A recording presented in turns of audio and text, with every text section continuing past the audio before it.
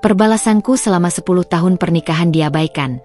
Kubuat suamiku bersujud karena lebih memilih rekan kerjanya dan mertua yang mendukungnya. Kini mereka menyesal meminta ampun padaku setelah tahu siapa aku sebenarnya. Halo Bunda, selamat datang kembali ya. Semoga Bunda semuanya dalam keadaan sehat dan bahagia ya. Sebelum masuk ke ceritanya silahkan Bunda-Bunda semuanya absen terlebih dahulu ya. Bunda semuanya dari daerah mana saja. Yang sudah subscribe semoga rezekinya lancar ya. 10 tahun. 2 angka yang terasa seperti ribuan tahun. Sebuah jeda waktu yang seharusnya diisi oleh tawa, kehangatan, dan cinta. Namun bagi Anida, 10 tahun pernikahan terasa seperti berjalan di atas pecahan kaca. Setiap langkahnya adalah luka, setiap napasnya adalah pengkhianatan yang disadari. Siang itu, matahari bersinar begitu terik, seolah tak peduli dengan dinginnya hati yang Anida rasakan. Di sebuah kafe yang ramai, Anida duduk di sudut, membiarkan aroma kopi dan wangi krowasang memenuhi indera penciumannya. Di hadapannya, secangkir latte yang mulai mendingin, seperti perasaannya pada Ray, suaminya. Kepalanya tertunduk, bukan karena malu, melainkan karena lelah. Lelah menjadi patung hidup di rumahnya sendiri. Lelah menjadi penghias rumah yang tak pernah benar-benar dilihat. Ponselnya bergetar. Sebuah notifikasi dari aplikasi pelacak lokasi yang ia pasang diam-diam di ponsel Ray. Bukan karena ia tak percaya, tapi karena ia butuh kepastian atas kecurigaannya. Lokasi Ray saat ini, kafe senja, tepat di seberang tempatnya duduk. Jantung Anida berdegup kencang. Ia menghela napas panjang, mengumpulkan sisa-sisa keberaniannya. Ia tahu apa yang akan dilihatnya, namun ia ingin melihatnya dengan mata kepalanya sendiri. Pelan, Anida mengangkat wajahnya. Matanya menyapu keramaian di seberang jalan, mencari sosok yang sudah ia hafal luar kepala.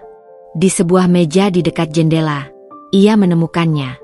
Ray, suaminya, tampak tertawa lepas. Senyumnya begitu tulus dan hangat. Senyum yang sudah lama tak pernah ia lihat. Di hadapannya, duduk seorang wanita berambut pirang sebahu, dengan tawa renyah yang mampu membuat siapapun terpesona. Namanya Bella, rekan kerja Ray, yang belakangan ini selalu disebut-sebut dalam setiap percakapan Ray. Anida memejamkan mata sejenak. Pemandangan itu bukan lagi kejutan. Itu adalah realitas pahit yang setiap hari harus ia telan. Namun, kali ini terasa berbeda. Ada yang lebih dari sekadar tawa. Ada sentuhan, ada keintiman yang tak bisa lagi disembunyikan. Ray meraih tangan Bella, mengusapnya dengan ibu jari, seolah Bella adalah benda paling berharga di dunia ini. Air mata Anida menetes, jatuh membasahi pipinya. Ia buru-buru menyeka, tak ingin terlihat rapuh di depan umum. Ia tak peduli dengan tatapan penasaran dari pelayan yang melintas. Rasa sakit itu terlalu besar untuk diindahkan. Ray adalah pria yang dulu ia cintai dengan sepenuh hati. Pria yang ia kira akan menjadi pahlawan baginya. Ray adalah sosok yang karismatik, cerdas, dan ambisius. Ia adalah pengusaha sukses, pemilik sebuah perusahaan startup teknologi yang sedang naik daun. Sejak awal, Ray tahu bahwa Anida adalah sosok yang misterius. Anida tidak pernah menceritakan siapa keluarganya atau dari mana ia berasal. Ia hanya mengatakan bahwa ia ingin hidup sederhana. Ray, yang dibutakan oleh cinta, atau mungkin ambisinya untuk memiliki wanita cantik, menerima Anida apa adanya. Anida mengenakan pakaian yang sederhana. Kemeja putih dan celana jeans, tas selempang yang sudah usang, dan rambut yang diikat asal-asalan. Ia tampak begitu biasa. Namun, di balik kesederhanaan itu, tersimpan rahasia yang tak pernah terbayangkan oleh Ray, mertuanya, bahkan Bella. Sore itu, Anida pulang ke rumah. Rumah yang besar dan mewah, namun terasa hampa. Dinding-dindingnya seolah memantulkan kesepian. Ia menyingkirkan air matanya, menghapus jejak-jejak kesedihan. Malam ini, ia akan kembali menjadi Anida yang tak berdaya, Anida yang selalu menuruti kemauan Ray. Ia menyiapkan makan malam, hidangan favorit Ray. Ayam bakar dengan sambal matah, dan sayur lodeh. Aroma masakan memenuhi seluruh ruangan. Pukul 9 malam, pintu rumah terbuka. Ray masuk dengan wajah lelah, namun senyumnya tak terlihat sama dengan senyum yang ia tunjukkan pada Bella tadi siang. "Sudah pulang, Ray?" sapa Anida, berusaha terdengar ceria. Ray mengangguk lesu. Ia melempar tasnya ke sofa dan merebahkan diri. "Sudah makan?" tanyanya tanpa menoleh. "Sudah. Aku siapkan makan malam untukmu." "Ayam bakar," jawab Anida, mencoba mengobrol. "Nanti saja. Aku tidak lapar," kata Ray singkat. Matanya tertuju pada ponselnya. Ia sibuk membalas pesan, bibirnya sesekali menyunggingkan senyum. Anida tahu siapa yang ia kirimi pesan. Hatinya mencelos. Ia mencoba peruntungannya sekali lagi. "Ray, kamu baik-baik saja?" tanyanya lembut, mendekat. Ray mengangkat wajahnya, menatap Anida dengan tatapan kosong. "Aku baik. Kenapa?" "Kamu terlihat lelah," kata Anida. Ia mencoba meraih tangan Ray, tapi Ray menepisnya pelan. "Jangan sentuh-sentuh. Aku lagi banyak pikiran. Proyek besar yang aku garap sedang bermasalah. Kenapa tidak cerita padaku?" Ray tertawa sinis. "Cerita apa?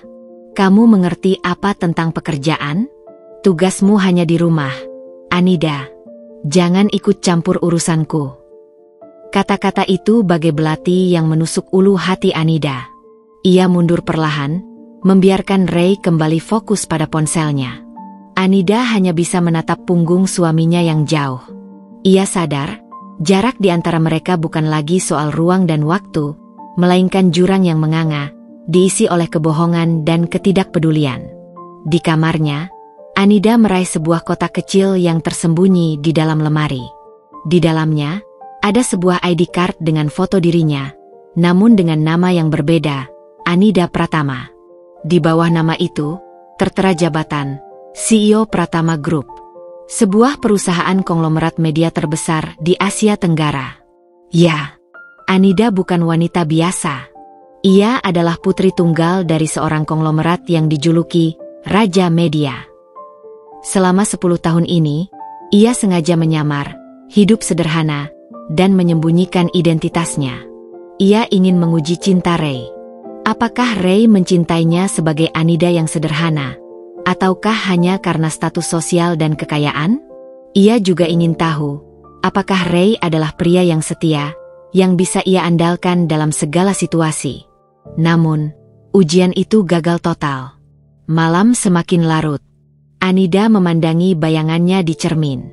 Wajahnya yang tampak lelah, mata yang sembab, dan senyum yang dipaksakan. Ia sudah berada di titik terendah. Kesabarannya, yang selama ini menjadi tameng terkuatnya, kini mulai retak. Ia sudah berjanji pada dirinya sendiri bahwa jika Ray benar-benar memilih wanita lain dan mengusirnya, ia akan mengaktifkan kembali identitas aslinya. Dan kini, janji itu harus ditepati. Di luar kamar, Anida mendengar Ray berbicara di telepon. Suaranya pelan, seolah takut terdengar. "Aku kangen. Maaf ya, hari ini terlalu sibuk. Tadi aku sudah makan malam denganmu kan, sayang." Satu kalimat itu sudah cukup. Cukup untuk menjadi percikan api yang membakar habis sisa-sisa kesabaran Anida. Ia kembali menatap ID card di tangannya. Senyum licik dan dingin perlahan terukir di wajahnya. Ini bukan lagi tentang cinta yang diuji. Ini adalah tentang keadilan yang harus ditegakkan. Besok, ia tidak akan lagi menjadi Anida yang rapuh. Ia akan menjadi Anida Pratama. Dan saatnya Ray serta keluarganya tahu bahwa wanita yang selama ini mereka remehkan adalah orang yang paling berkuasa di antara mereka semua. Permainan baru akan dimulai. Dan Anida memastikan ia akan menjadi pemenangnya. Malam itu, Anida memandang pantulan dirinya di cermin, mengenakan gaun malam berwarna biru tua yang selama ini tersimpan rapi di dalam lemari.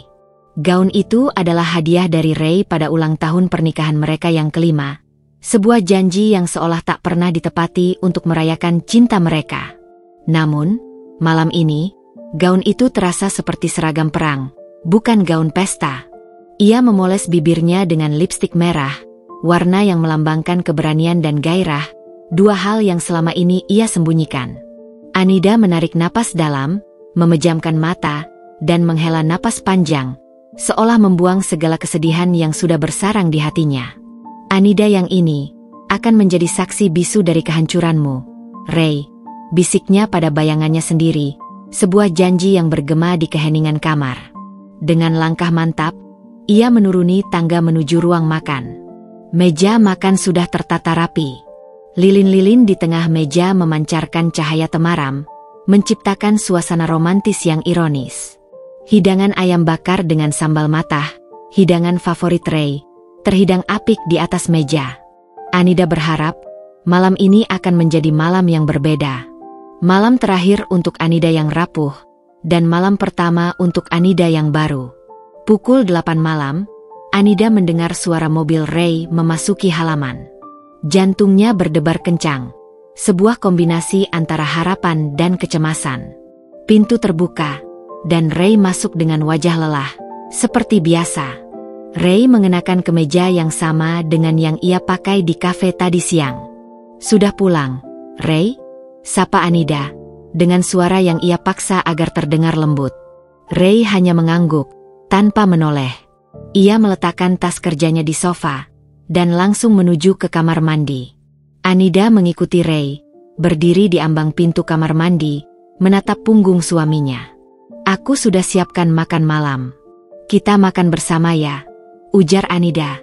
"Aku sudah makan di luar," jawab Ray singkat. Suaranya terdengar dari balik pintu kamar mandi. Hati Anida mencelos. Ia tahu Ray berbohong. Tadi siang ia hanya memesan kopi dan kroasang. Kebohongan ini adalah pukulan telak yang membuat hatinya mencelos. "Makan apa, Ray?" tanya Anida, suaranya bergetar. "Pizza." "Sama Bella," jawab Ray. "Sudah ya, aku mau mandi." Kata-kata Ray bagai peluru yang menembus jantung Anida.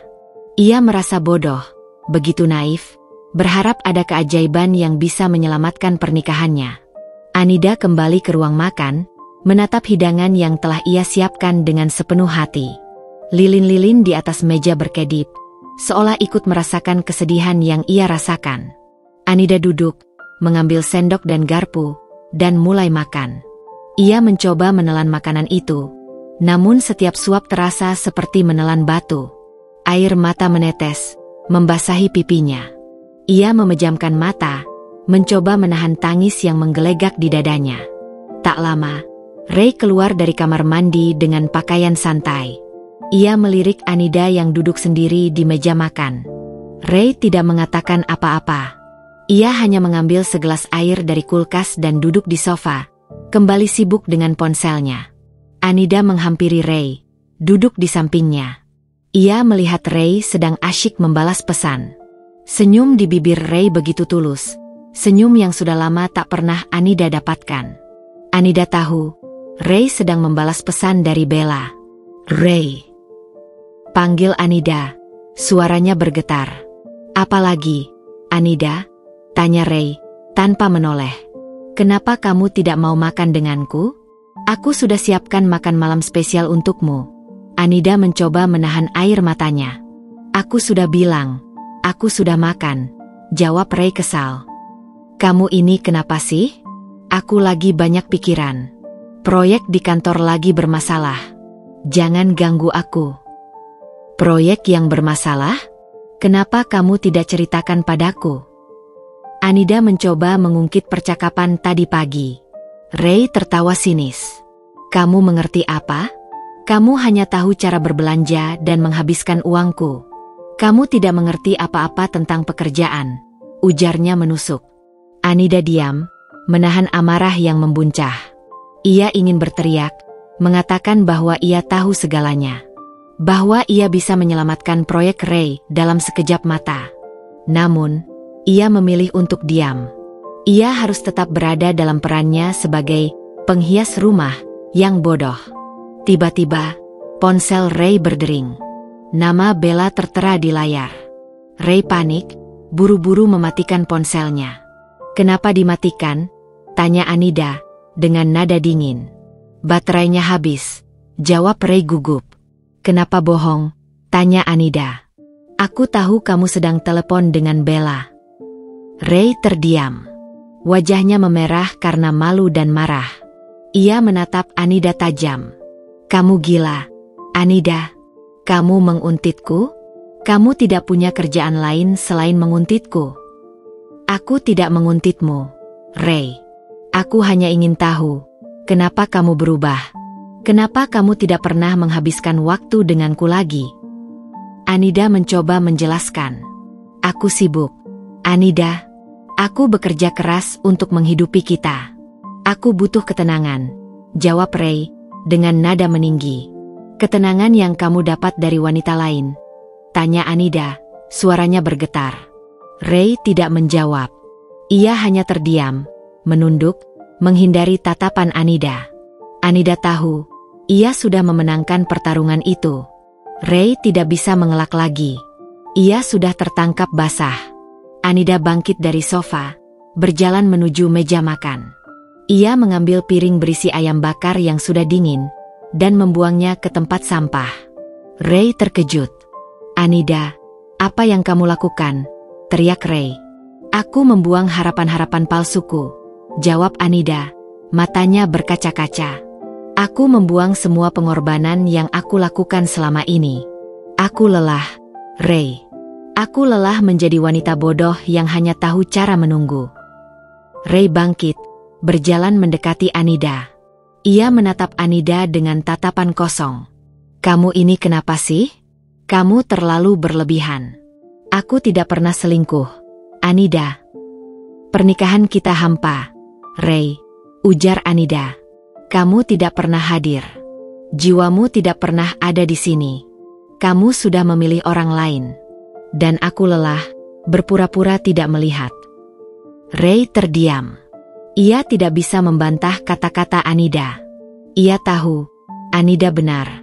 Ia sudah lama meninggalkan Anida, meninggalkan pernikahan mereka. Ray merasa bersalah, tapi ia tidak tahu harus berbuat apa. Anida berbalik, meninggalkan Ray yang mematung.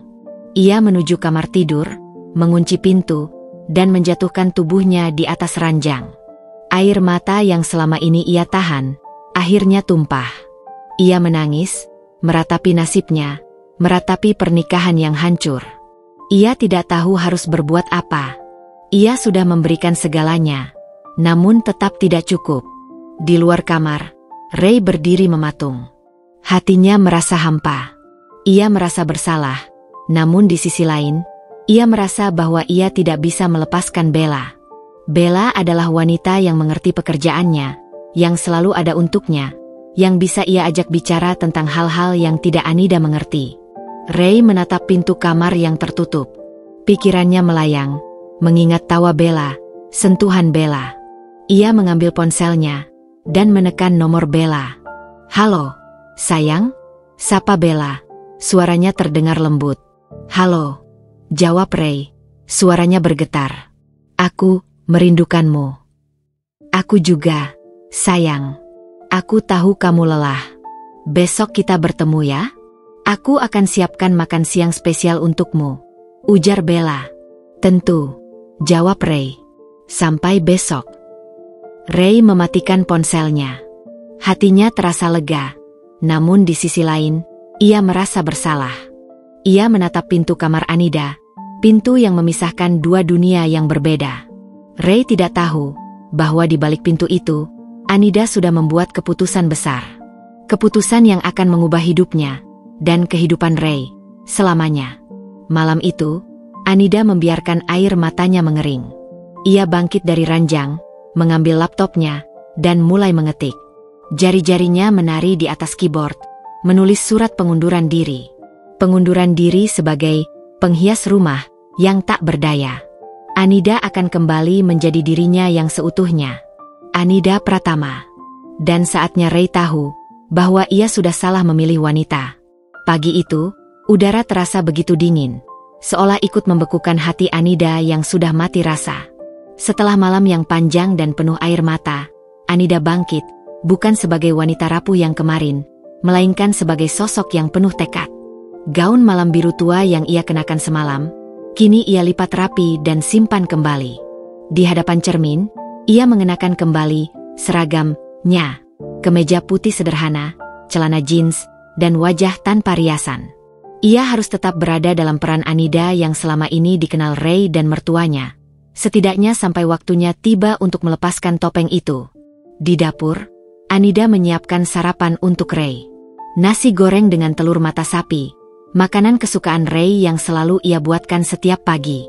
Namun, pagi ini, nasi goreng itu terasa hambar, tanpa bumbu cinta yang dulu selalu ia tambahkan. Anida hanya memasaknya, tanpa ada harapan Ray akan memakannya. Tak lama, Ray turun dari lantai atas dengan langkah terburu-buru. Ia melirik meja makan, lalu menatap Anida dengan tatapan kosong. "Aku buru-buru, Anida. Aku sarapan di luar saja," ucap Ray singkat. "Aku sudah siapkan nasi goreng kesukaanmu," ujar Anida, suaranya datar. Ray hanya menghela napas, "Tak peduli. Aku ada meeting penting. Perutku tidak bisa diisi sembarangan," katanya, lalu bergegas keluar tanpa menoleh sedikit pun. Anida hanya bisa terdiam, menatap punggung Ray yang menghilang. Dadanya terasa sesak. Ia tahu, Ray tidak berbohong. Ia memang ada meeting penting. Namun, yang Ray tidak tahu, meeting itu dengan Bella, bukan dengan kliennya. Anida tahu segalanya. Ia tahu semua kebohongan Ray, dan ia tahu, di balik wajah lelah itu, ada pengkhianatan yang tersembunyi. Ponselnya berdering. Sebuah panggilan masuk dari mertua perempuannya, Bu Ratih. Anida menghela napas panjang, mengumpulkan sisa-sisa kesabarannya. Sudah lama ia tidak mendengar kabar dari mertuanya. Kunjungan mereka selalu terasa seperti jarum yang menusuk, dan Anida harus siap menahan rasa sakitnya. "Halo, Bu," sapa Anida, mencoba terdengar ramah. "Anida, Ibu mau ke rumahmu." "Ray ada?" tanya Bu Ratih, tanpa basa-basi. "Ray baru saja berangkat ke kantor, Bu." "Ada apa?" "Tidak apa-apa. Ibu mau membicarakan sesuatu hal penting denganmu. Ibu akan sampai setengah jam lagi," kata Bu Ratih, lalu memutus panggilan.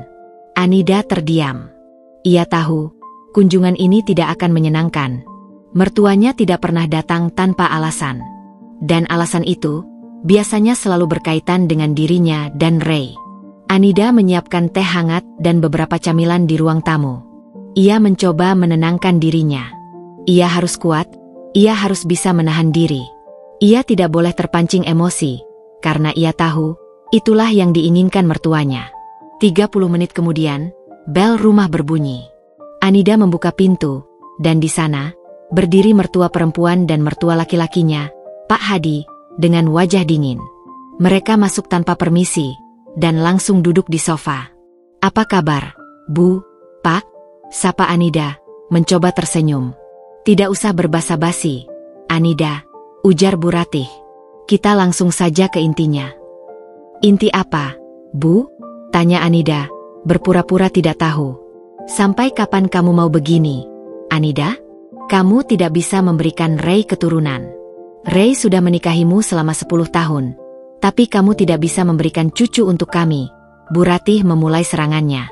Kata-kata itu bagai bom yang meledak di dada Anida. Anida diam. Ia sudah sering mendengar kata-kata itu. Kata-kata yang meruntuhkan harga dirinya, meruntuhkan kepercayaan dirinya.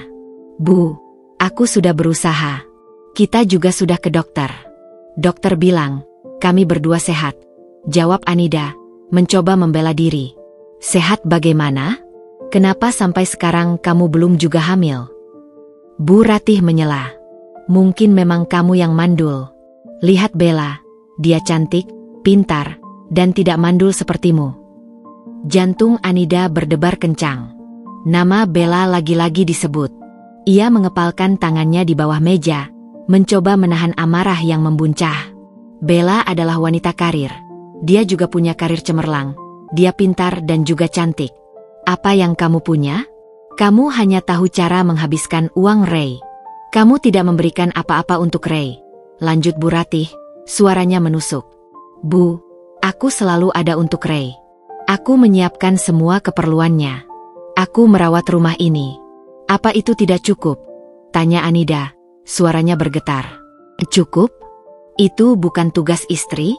Istri harus bisa memberikan keturunan. Apa gunanya kamu di sini? Hanya menjadi beban untuk Ray. Bu Ratih menunjuk Anida dengan telunjuknya. Ray selalu bercerita, dia lelah denganmu. Dia lelah dengan pernikahan ini. Anida menunduk. Ia tidak bisa lagi menahan air matanya. Air mata itu jatuh, membasahi pipinya. Ia merasa sangat rapuh, sangat tidak berdaya. Ia ingin berteriak, mengatakan bahwa ia tahu Ray lelah karena pengkhianatan yang Ray lakukan. Tapi ia tidak bisa. Ia harus tetap berada dalam peran ini. Mertua laki-laki Anida, Pak Hadi, hanya diam. Ia menatap Anida dengan tatapan kosong, seolah Anida adalah benda tak bernyawa. Sikapnya yang acuh tak acuh jauh lebih menyakitkan daripada kata-kata tajam Bu Ratih. Kami tidak bisa menunggu lebih lama lagi, Anida. Ray sudah semakin tua. Dia butuh penerus. Dia butuh anak, kata Bu Ratih, suaranya melembut, namun tetap beracun. Kami sudah berbicara dengan Bella. Dia bersedia untuk menikah dengan Ray. Anida mengangkat wajahnya, menatap Bu Ratih dengan tatapan tak percaya.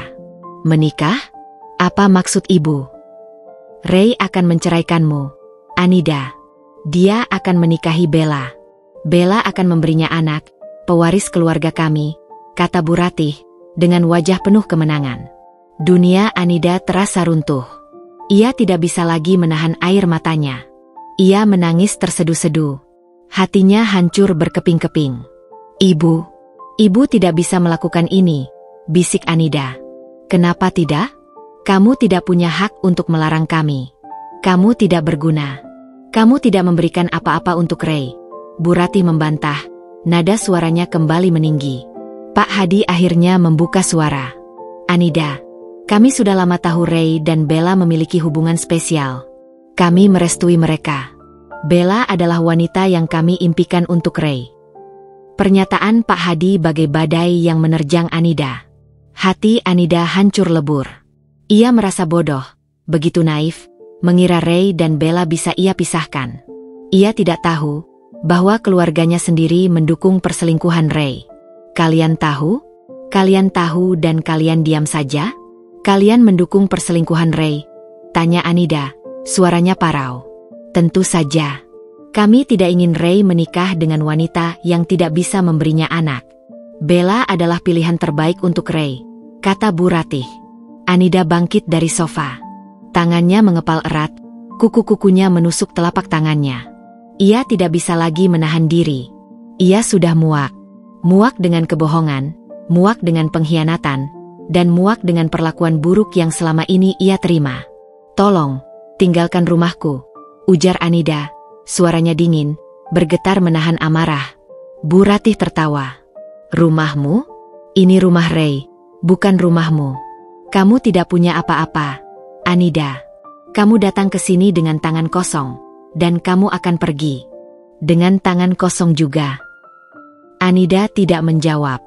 Ia hanya menatap kedua mertuanya dengan tatapan kosong, tatapan yang tidak lagi berisi kesedihan, melainkan amarah yang membara. Pergi, bisik Anida, suaranya dingin dan menusuk. Bu Ratih dan Pak Hadi terkejut. Mereka tidak pernah melihat Anida seperti ini. Tatapan mata Anida yang dingin, penuh amarah, membuat mereka merinding. Mereka bangkit, lalu berjalan keluar dari rumah. Anida menutup pintu. Dadanya naik turun, napasnya tersengal-sengal. Ia jatuh terduduk di lantai, menangis tanpa suara. Hatinya hancur lebur. Ia tidak menyangka kebohongan ini begitu dalam. Ia tidak menyangka mertuanya adalah bagian dari semua ini. Anida memandang tangannya yang mengepal, lalu menatap pantulan dirinya di cermin. Cermin itu memantulkan wajah yang dipenuhi air mata. Anida menghela napas panjang, lalu bangkit. Ia mengambil ponselnya dan menekan sebuah nomor. Halo, Ardan, sapa Anida, suaranya bergetar. Rencananya, kita percepat. Baik, Anida, jawab suara di seberang sana. Saya akan siapkan semuanya. Sekarang juga. Anida memutuskan panggilan. Ia tahu, ia tidak bisa menunggu lebih lama lagi. Kesabarannya sudah habis. Permainan ini sudah terlalu lama. Dan saatnya, ia mengakhirinya. Ia akan menunjukkan kepada Ray dan keluarganya, siapa Anida yang sesungguhnya. Dan ia memastikan, mereka akan menyesal. Menyesal seumur hidup mereka. Keesokan harinya, Anida terbangun dengan hati yang terasa begitu ringan. Seolah beban bertonton yang ia pikul selama 10 tahun terakhir telah lenyap. Setelah panggilan teleponnya dengan Ardan semalam, ia merasa seperti terlahir kembali. Anida bukan lagi wanita yang pasrah, yang membiarkan dirinya dihancurkan oleh pengkhianatan. Ia adalah Anida Pratama, seorang pemimpin yang akan mengambil kembali apa yang menjadi haknya. Pagi itu, ia menyiapkan sarapan seperti biasa, tetapi kali ini tanpa harapan. Ia hanya melakukan rutinitasnya sebagai bentuk perpisahan dengan peran yang telah lama ia mainkan. Ray turun, tampak lebih lelah dari biasanya. Ada bayangan kekhawatiran di matanya yang dalam, sesuatu yang Anida tahu bukan disebabkan oleh pekerjaan, melainkan oleh rencana jahat mereka. "Kamu mau sarapan, Ray?" tanya Anida, suaranya datar. Ray menggeleng lesu. "Aku tidak lapar. Aku harus segera ke kantor. Ada masalah besar," ucapnya, nadanya terdengar panik. Ia bergegas keluar, bahkan tanpa melirik Anida. Anida hanya tersenyum dingin. Ia tahu masalah apa yang Ray maksud. Ia tahu bahwa kecelakaan itu, yang akan menghancurkan proyek besar Ray, bukanlah sebuah kebetulan. Itu adalah bagian dari rencananya. Skenario yang ia susun untuk melihat sejauh mana Ray akan berjuang untuknya, atau justru semakin menjauh. Di sisi lain, Ray tiba di kantornya dengan jantung berdebar kencang. Seluruh karyawan tampak panik. Suasana di kantornya seperti kapal yang sedang karam. Semua orang berusaha menyelamatkan diri. Ray segera menuju ruang rapat, di mana para direksi dan manajer sudah menunggu. "Ada apa ini? Kenapa semua orang panik?" tanya Ray, suaranya bergetar. "Proyek Quantum Leap kecelakaan," ucap salah satu manajer. "Ada kesalahan teknis pada sistem inti, dan seluruh data yang kita kumpulkan selama ini hilang. Semua alat prototipe juga rusak parah." Ray merasa dunia berputar. Quantum Leap adalah proyek terbesar perusahaan. Proyek yang bisa membawa perusahaannya ke level internasional. Ray duduk di kursinya, wajahnya memucat. Ia menunduk, tidak bisa berkata-kata. "Ini tidak mungkin, bagaimana bisa?" gumam Ray. "Semua sudah kita periksa. Semuanya sudah sesuai prosedur." "Ray," panggil seorang manajer. "Ada satu hal lagi. Beberapa investor kita menarik diri. Mereka bilang, mereka tidak lagi percaya pada perusahaan kita." Kepanikan Ray memuncak. Ia tahu, ia harus segera melakukan sesuatu. Ia harus mencari cara untuk menyelamatkan perusahaannya, atau semuanya akan hancur. Ia merasa sangat tertekan. Ray merasa dunia sedang tidak adil padanya. Di sisi lain, Anida duduk di sebuah kafe, memantau semua berita. Ia tahu, berita tentang kecelakaan di perusahaan Ray akan segera tersebar di media. Ia melihat ponselnya, sebuah pesan dari Ardan masuk. "Rencana berhasil, Nyonya. Semua sudah berjalan sesuai rencana," bunyi pesan itu. Anida tersenyum. Ia tidak lagi merasa bersalah. Ray sudah memilih jalan yang ia pilih. Ray sudah mengabaikan Anida, mengabaikan pengorbanan Anida selama ini. Dan sekarang, saatnya Ray merasakan apa yang Anida rasakan. "Ini bukan kecelakaan," bisik Anida pada dirinya sendiri. "Ini adalah karma." Ponselnya bergetar. Sebuah panggilan dari Bu Ratih. Anida mengangkatnya. "Anida, apa-apaan ini? Kenapa proyek Ray bermasalah?" "Ini pasti gara-gara kamu. Anida, kamu bawa sial," teriak Bu Ratih, suaranya penuh amarah. "Aku tidak tahu apa-apa, Bu," jawab Anida, suaranya dingin. "Kenapa Ibu menyalahkan aku? Ray sudah bilang padaku, Sejak menikah denganmu, hidupnya penuh masalah. Kamu hanya membawa sial. Ceraikan Ray sekarang juga, bentak Bu Ratih. Anida tertawa. Tawa yang dingin, tawa yang penuh amarah. Ceraikan? Bukankah itu yang kalian inginkan, Bu? Bukankah ibu dan ayah sudah merestui Ray dengan Bella? Bu Ratih terdiam. Anida tahu, ia sudah memenangkan pertarungan itu. Bu Ratih tidak bisa lagi mengelak. Jangan berani-beraninya kamu menyinggung Bella. Bella adalah wanita baik-baik. Dia tidak sepertimu, pembawa sial, teriak Bu Ratih. Pembawa sial? Ibu tahu, di balik semua kesialan yang menimpa Ray, ada pengorbanan yang tidak pernah kalian lihat, jawab Anida, suaranya bergetar. Tapi sudahlah, ibu tidak akan pernah mengerti. Anida memutuskan panggilan. Ia tahu, ia tidak bisa lagi berdebat dengan mertuanya. Mereka sudah buta, dibutakan oleh kekayaan dan ambisi. Anida kembali menatap ponselnya. Ia melihat berita tentang perusahaan Ray yang sedang krisis. Ia melihat foto-foto Ray yang tampak lelah dan stres. Anida tidak merasa kasihan. Ia sudah memberikan segalanya. Ia sudah mencoba. Tapi Ray tidak pernah melihatnya. Anida kembali ke rumah. Ray belum pulang. Ia membersihkan rumah, memasak makan malam, seolah tidak terjadi apa-apa. Pukul 11 malam, Ray pulang. Wajahnya tampak pucat, matanya sembab.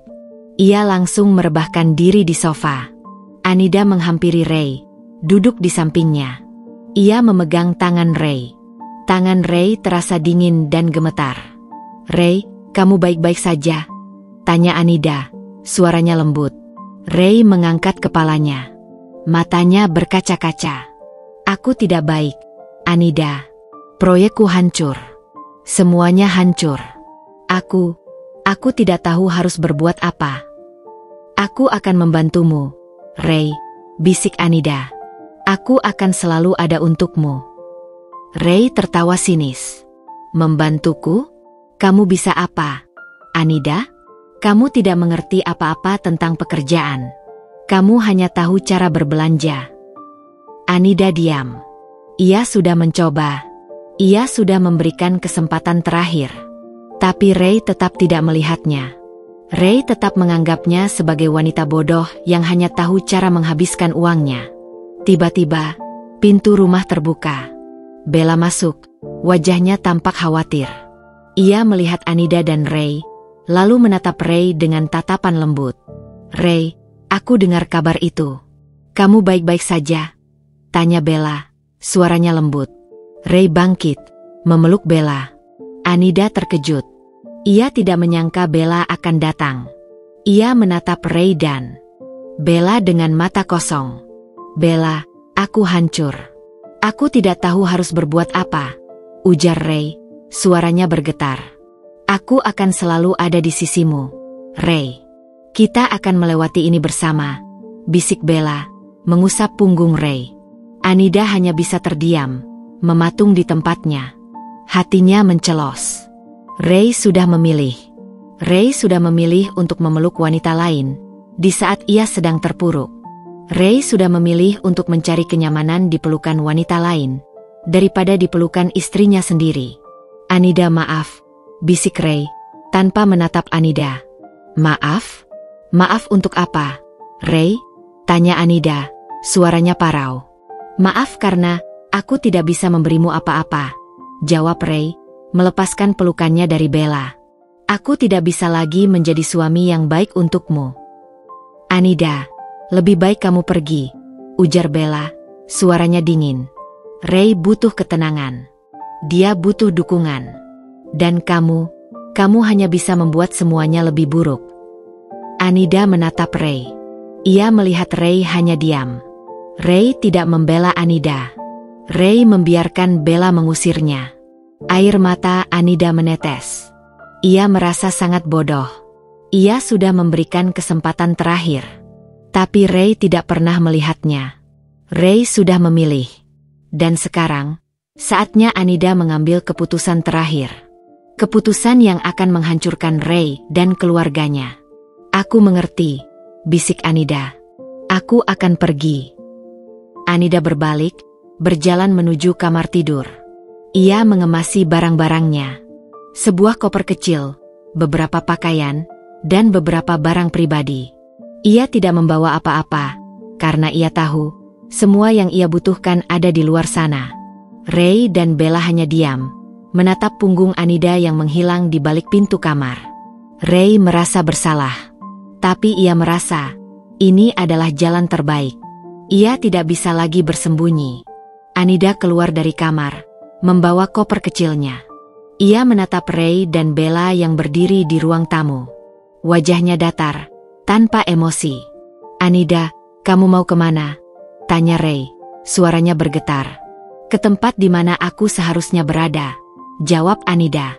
Selamat tinggal, Ray. Semoga kamu bahagia. Anida berjalan keluar, meninggalkan rumah yang selama ini ia sebut rumah. Ia tidak menoleh ke belakang.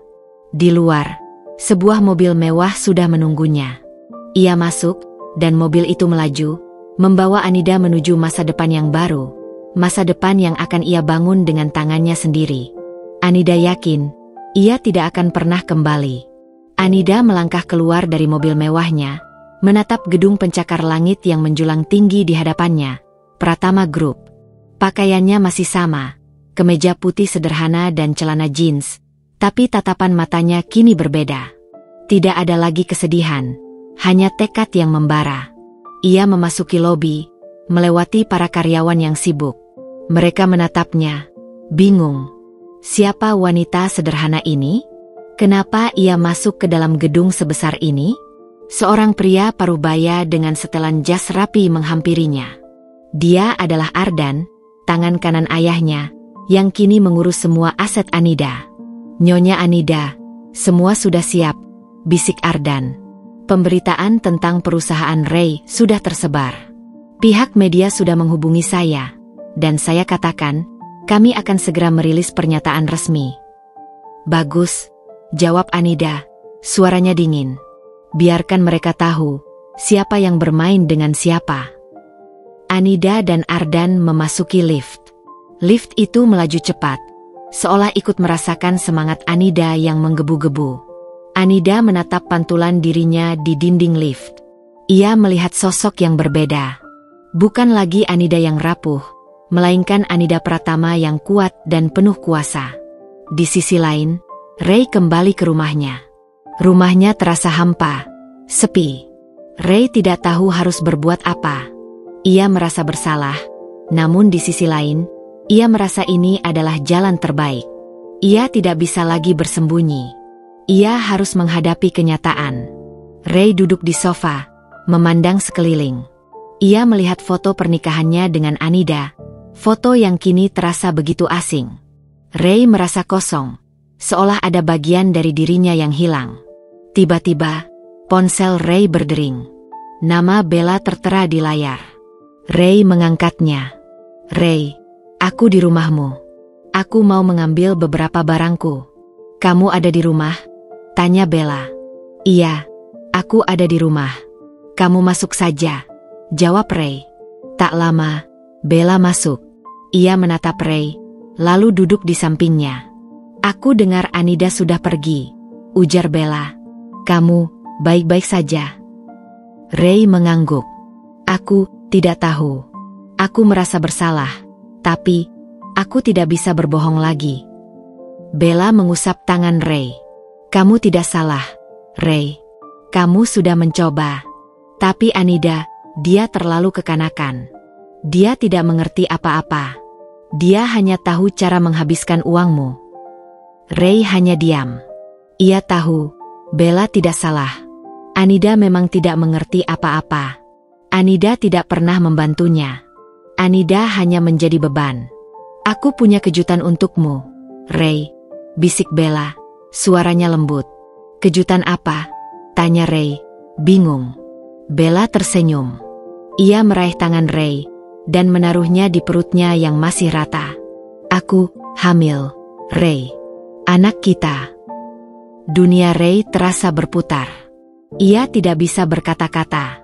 Ia menatap Bella, lalu menatap perut Bella. Hamil? Anak Bella? Ray merasa bingung. Ia merasa senang. Namun di sisi lain, ia merasa bersalah pada Anida. Bella, apa kamu yakin? Tanya Ray. Suaranya bergetar. Aku yakin, Ray. Aku sudah periksa ke dokter. Usia kandunganku sudah 1 bulan. Jawab Bella. Ray memeluk Bella. Ia merasa lega. Ia merasa ini adalah jawaban dari semua masalahnya. Anida tidak bisa memberinya anak. Tapi Bella bisa. Ray merasa ia sudah membuat keputusan yang benar. Ia sudah memilih Bella. Di sisi lain, Anida sudah berada di ruangannya. Ruangannya yang sangat luas dan mewah. Ia duduk di kursi kerjanya, memandang layar komputer. Layar itu menunjukkan grafik saham perusahaan Ray yang terus menurun. Anida tersenyum. Ia tahu, rencananya berjalan dengan baik. Ardan, pastikan semua media sudah siap. Kita akan merilis pernyataan resmi malam ini, ujar Anida. Baik, Nyonya, jawab Ardan. Apakah Anda yakin? Yakin? Ini adalah takdir mereka, Ardan. Mereka sudah memilih jalan ini. Dan sekarang, saatnya mereka membayar semua perbuatan mereka, jawab Anida, suaranya dingin. Malam harinya, di sebuah restoran mewah, Ray dan Bella sedang merayakan kabar kehamilan Bella. Mereka duduk di sebuah meja, saling berhadapan, dengan senyum bahagia. Aku tidak percaya, sayang. Akhirnya kita akan punya anak, bisik Ray, suaranya lembut. Aku juga, Ray. Aku tidak sabar. Kita akan menjadi keluarga yang bahagia, jawab Bella. Tiba-tiba, ponsel Ray berdering. Sebuah notifikasi berita masuk. Ray membukanya. Matanya terbelalak. Wajahnya memucat. Ada apa, Ray? Tanya Bella, khawatir. Ray tidak menjawab. Ia hanya menatap ponselnya, menatap berita yang terpampang di layar. Breaking news. Perusahaan Quantum Tech milik Ray Pratama dinyatakan bangkrut. Jantung Ray terasa berhenti berdetak. Ia membaca berita itu. Perusahaannya bangkrut. Sahamnya jatuh ke titik terendah. Semua investor menarik diri. Ray merasa dunianya hancur. Ia tidak tahu harus berbuat apa. Ini tidak mungkin, bagaimana bisa? Gumam Ray. Semua sudah kita periksa. Semua sudah sesuai prosedur. Ray, ada apa? Tanya Bella, panik. Ray menatap Bella dengan tatapan kosong. Perusahaanku bangkrut, Bella. Semuanya hancur. Bella terkejut. Ia tidak bisa berkata-kata. Ia tidak tahu harus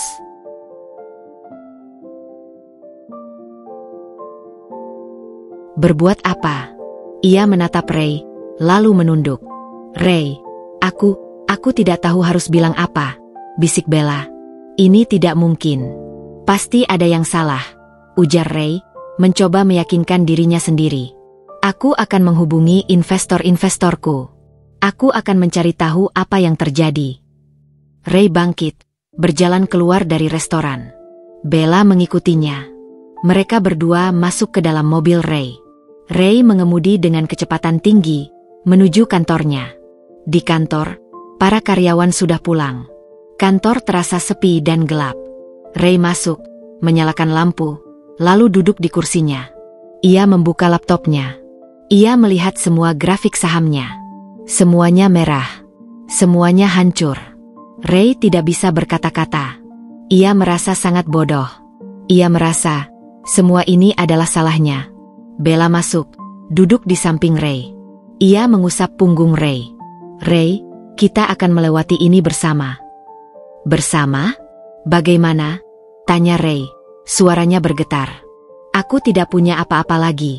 Perusahaanku hancur. Aku tidak punya apa-apa lagi. Kita akan cari cara lain, Ray. Kita akan bangkit, ujar Bella, mencoba menghibur Ray. Ray tidak menjawab.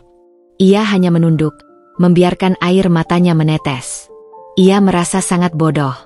Ia merasa, ia sudah mengorbankan segalanya. Ia sudah mengorbankan Anida. Dan sekarang, Ia tidak punya apa-apa lagi. Di sisi lain, Anida duduk di ruangannya. Ia melihat berita tentang kebangkrutan perusahaan Ray. Ia tidak merasa senang. Ia hanya merasa kosong, hampa. Ray sudah hancur.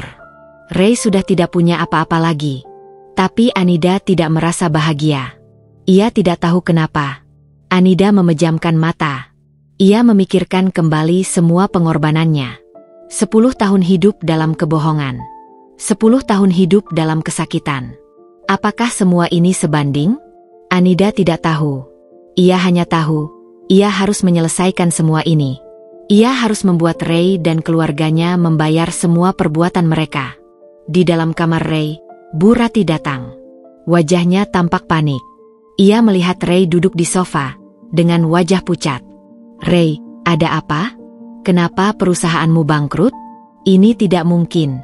Pasti ada yang salah, teriak Bu Ratih. Ibu, aku tidak tahu, jawab Ray, suaranya bergetar. Ini pasti gara-gara Anida. Aku sudah bilang, dia pembawa sial. Dia membawa sial untukmu. Ceraikan dia sekarang juga, bentak Bu Ratih. Ray tidak menjawab. Ia hanya diam. Ia tahu, Anida sudah pergi. Anida sudah meninggalkannya. Dan ia tidak tahu, apakah Anida akan kembali. Di tengah kepanikan, Bella datang menghampiri Ray dan Bu Ratih. Ray, Tante Ratih, ada yang harus saya katakan. Ray menatap Bella. Ada apa, Bella? Bella tersenyum, senyum penuh kemenangan. Ia menatap Bu Ratih. Tante, Bella hamil. Saya akan punya cucu. Bu Ratih terkejut. Ia menatap Bella, lalu menatap perut Bella. Ia tersenyum. Senyum kemenangan, senyum bahagia. Benarkah, Bella? Kamu hamil? Anak Ray? Iya, Tante, jawab Bella, suaranya lembut. Bu Ratih memeluk Bella. Terima kasih, Bella. Terima kasih. Akhirnya, aku akan punya cucu. Ray menatap Bella dan Bu Ratih. Ia merasa hampa. Ia merasa, ia sudah mengorbankan segalanya. Ia sudah mengorbankan Anida. Dan sekarang, ia tidak punya apa-apa lagi. Ray tidak tahu, bahwa kebahagiaan yang ia rasakan, adalah kebahagiaan yang palsu. Kebahagiaan yang akan segera lenyap, dan meninggalkan penyesalan yang mendalam. Kabar kehamilan Bella bagai suluh yang menerangi kegelapan bagi Ray dan mertuanya. Kebangkrutan perusahaan Ray, yang tadinya terasa seperti akhir dunia, kini seolah tergeser oleh berita bahagia itu. Bu Ratih, yang awalnya diliputi amarah, kini tersenyum puas. Ia melihat Bella sebagai penyelamat, wanita yang akan memberikan pewaris bagi keluarganya. Ray sendiri, meski masih dihantui kegagalan perusahaannya, merasa sedikit lega. Setidaknya, ia tidak akan sendirian. Ia akan memiliki seorang anak, sebuah harapan baru. Pagi itu, di rumah yang dulu terasa hangat, kini terasa dingin dan asing. Anida, yang kembali ke rumah setelah pengusiran semalam, berdiri di depan pintu, menatap Ray dan Bella yang sedang sarapan. Ray tampak santai, bahkan sesekali melempar senyum pada Bella. Bu Ratih, yang juga ada di sana, menatap Anida dengan tatapan tajam. Anida, kamu sudah pulang? Tanya Ray, suaranya datar, tanpa emosi. Ya, jawab Anida singkat. Ia berjalan menuju ruang makan, mengambil piring dan sendok. Ia hendak mengambil sarapan, namun Bu Ratih menghentikannya. Jangan sentuh makanan itu, kata Bu Ratih, suaranya dingin dan menusuk. Kamu tidak pantas makan di sini. Anida terkejut. Ia menatap Bu Ratih, lalu menatap Ray. Ray hanya diam, tidak membela Anida. Apa maksud ibu? Tanya Anida, suaranya bergetar. Apa maksudmu? Kamu tidak mengerti? Kamu sudah tidak berguna di sini, jawab Bu Ratih. Kamu tidak bisa memberikan Ray anak, kamu hanya pembawa sial. Sekarang, Ray sudah punya Bella, dan Bella akan memberinya anak. Kamu sudah tidak dibutuhkan lagi. Anida merasakan hatinya mencelos. Ia menatap Ray, mencari dukungan. Namun, Ray hanya diam, menunduk, menghindari tatapan Anida. Anida tahu, Ray sudah memilih. Ray sudah melepaskan Anida. Ray, kamu tidak akan membiarkan ibumu mengusirku kan? Bisik Anida, suaranya parau. Ray mengangkat wajahnya, menatap Anida dengan tatapan kosong. Anida, maaf. Ini jalan terbaik. Aku tidak bisa lagi bersamamu. Aku tidak bisa. Kata-kata Ray bagai belati yang menusuk ulu hati Anida. Ia merasa sangat bodoh. Ia merasa sangat tidak berdaya. Ia sudah memberikan segalanya, namun tetap tidak cukup. Ray, kita sudah bersama selama 10 tahun, bisik Anida. Kamu akan membuang semuanya begitu saja. Aku tidak membuang semuanya, bantah Ray, suaranya bergetar. Aku hanya ingin hidup bahagia. Bahagia? Kamu pikir kamu bisa bahagia di atas penderitaanku? Tanya Anida, matanya berkaca-kaca. Anida, jangan berlebihan, sela Bella. Ray tidak bahagia denganmu. Kamu hanya membuat hidupnya lebih sulit. Kamu tidak mengerti dia. Tapi aku mengerti. Aku akan memberinya anak. Aku akan memberinya kebahagiaan yang tidak pernah kamu berikan. Anida menatap Bella. Wajahnya datar, tanpa emosi. Kamu pikir kamu bisa bahagia di atas penderitaanku? Kamu pikir kamu bisa bahagia di atas kehancuran yang kamu sebabkan? Apa maksudmu? Tanya Bella, bingung. Aku tahu segalanya, bisik Anida. Aku tahu kamu sudah berhubungan dengan Ray sejak lama. Aku tahu kamu yang membuat Ray jauh dariku. Aku tahu kamu adalah wanita yang licik. Bella terkejut. Ia menatap Ray, lalu menatap Bu Ratih. Ray, dia sudah tahu segalanya. Ray hanya diam. Ia merasa malu, merasa bersalah. Ia tidak tahu harus berbuat apa. Anida, keluar dari rumah ini, bentak Bu Ratih. Kamu sudah tidak punya tempat lagi di sini. Kamu sudah tidak punya hak apa-apa. Anida menatap Bu Ratih. Ia tertawa. Tawa yang dingin, tawa yang penuh amarah. Hak? Kalian pikir kalian punya hak untuk mengusirku? Kalian pikir kalian punya hak untuk menghancurkan hidupku? Tentu saja, teriak Bu Ratih. Ini rumah kami. Ini rumah Ray. Kamu hanya menumpang. Sekarang, kamu keluar. Keluar dari rumah ini, atau aku akan panggil polisi. Anida diam. Ia mengambil nafas dalam, mencoba menenangkan dirinya. Ia tidak ingin emosi menguasai dirinya. Ia harus tetap tenang. Ia harus tetap kuat. Baik, bisik Anida. Aku akan pergi. Tapi, aku akan kembali. Dan saat aku kembali, kalian akan menyesal. Anida berbalik, berjalan menuju kamar tidur. Ia mengambil koper kecilnya, dan beberapa barang pribadi. Ia tidak membawa apa-apa, karena ia tahu, semua yang ia butuhkan ada di luar sana. Ray dan Bella, serta Bu Ratih, hanya diam, menatap punggung Anida yang menghilang di balik pintu kamar. Ray merasa bersalah, tapi ia merasa ini adalah jalan terbaik. Ia tidak bisa lagi bersembunyi. Anida keluar dari kamar, membawa koper kecilnya. Ia menatap Ray, Bella, dan Bu Ratih. Wajahnya datar, tanpa emosi. Selamat tinggal, Ray. Selamat tinggal, Ibu. Semoga kalian bahagia.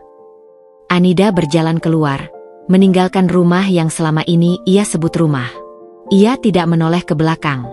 Di luar, sebuah mobil mewah sudah menunggunya. Ia masuk, dan mobil itu melaju, membawa Anida menuju masa depan yang baru. Masa depan yang akan ia bangun dengan tangannya sendiri. Anida yakin, ia tidak akan pernah kembali. Malam harinya, di sebuah penthouse mewah, Anida berdiri di depan jendela, menatap kota yang dipenuhi oleh lampu-lampu.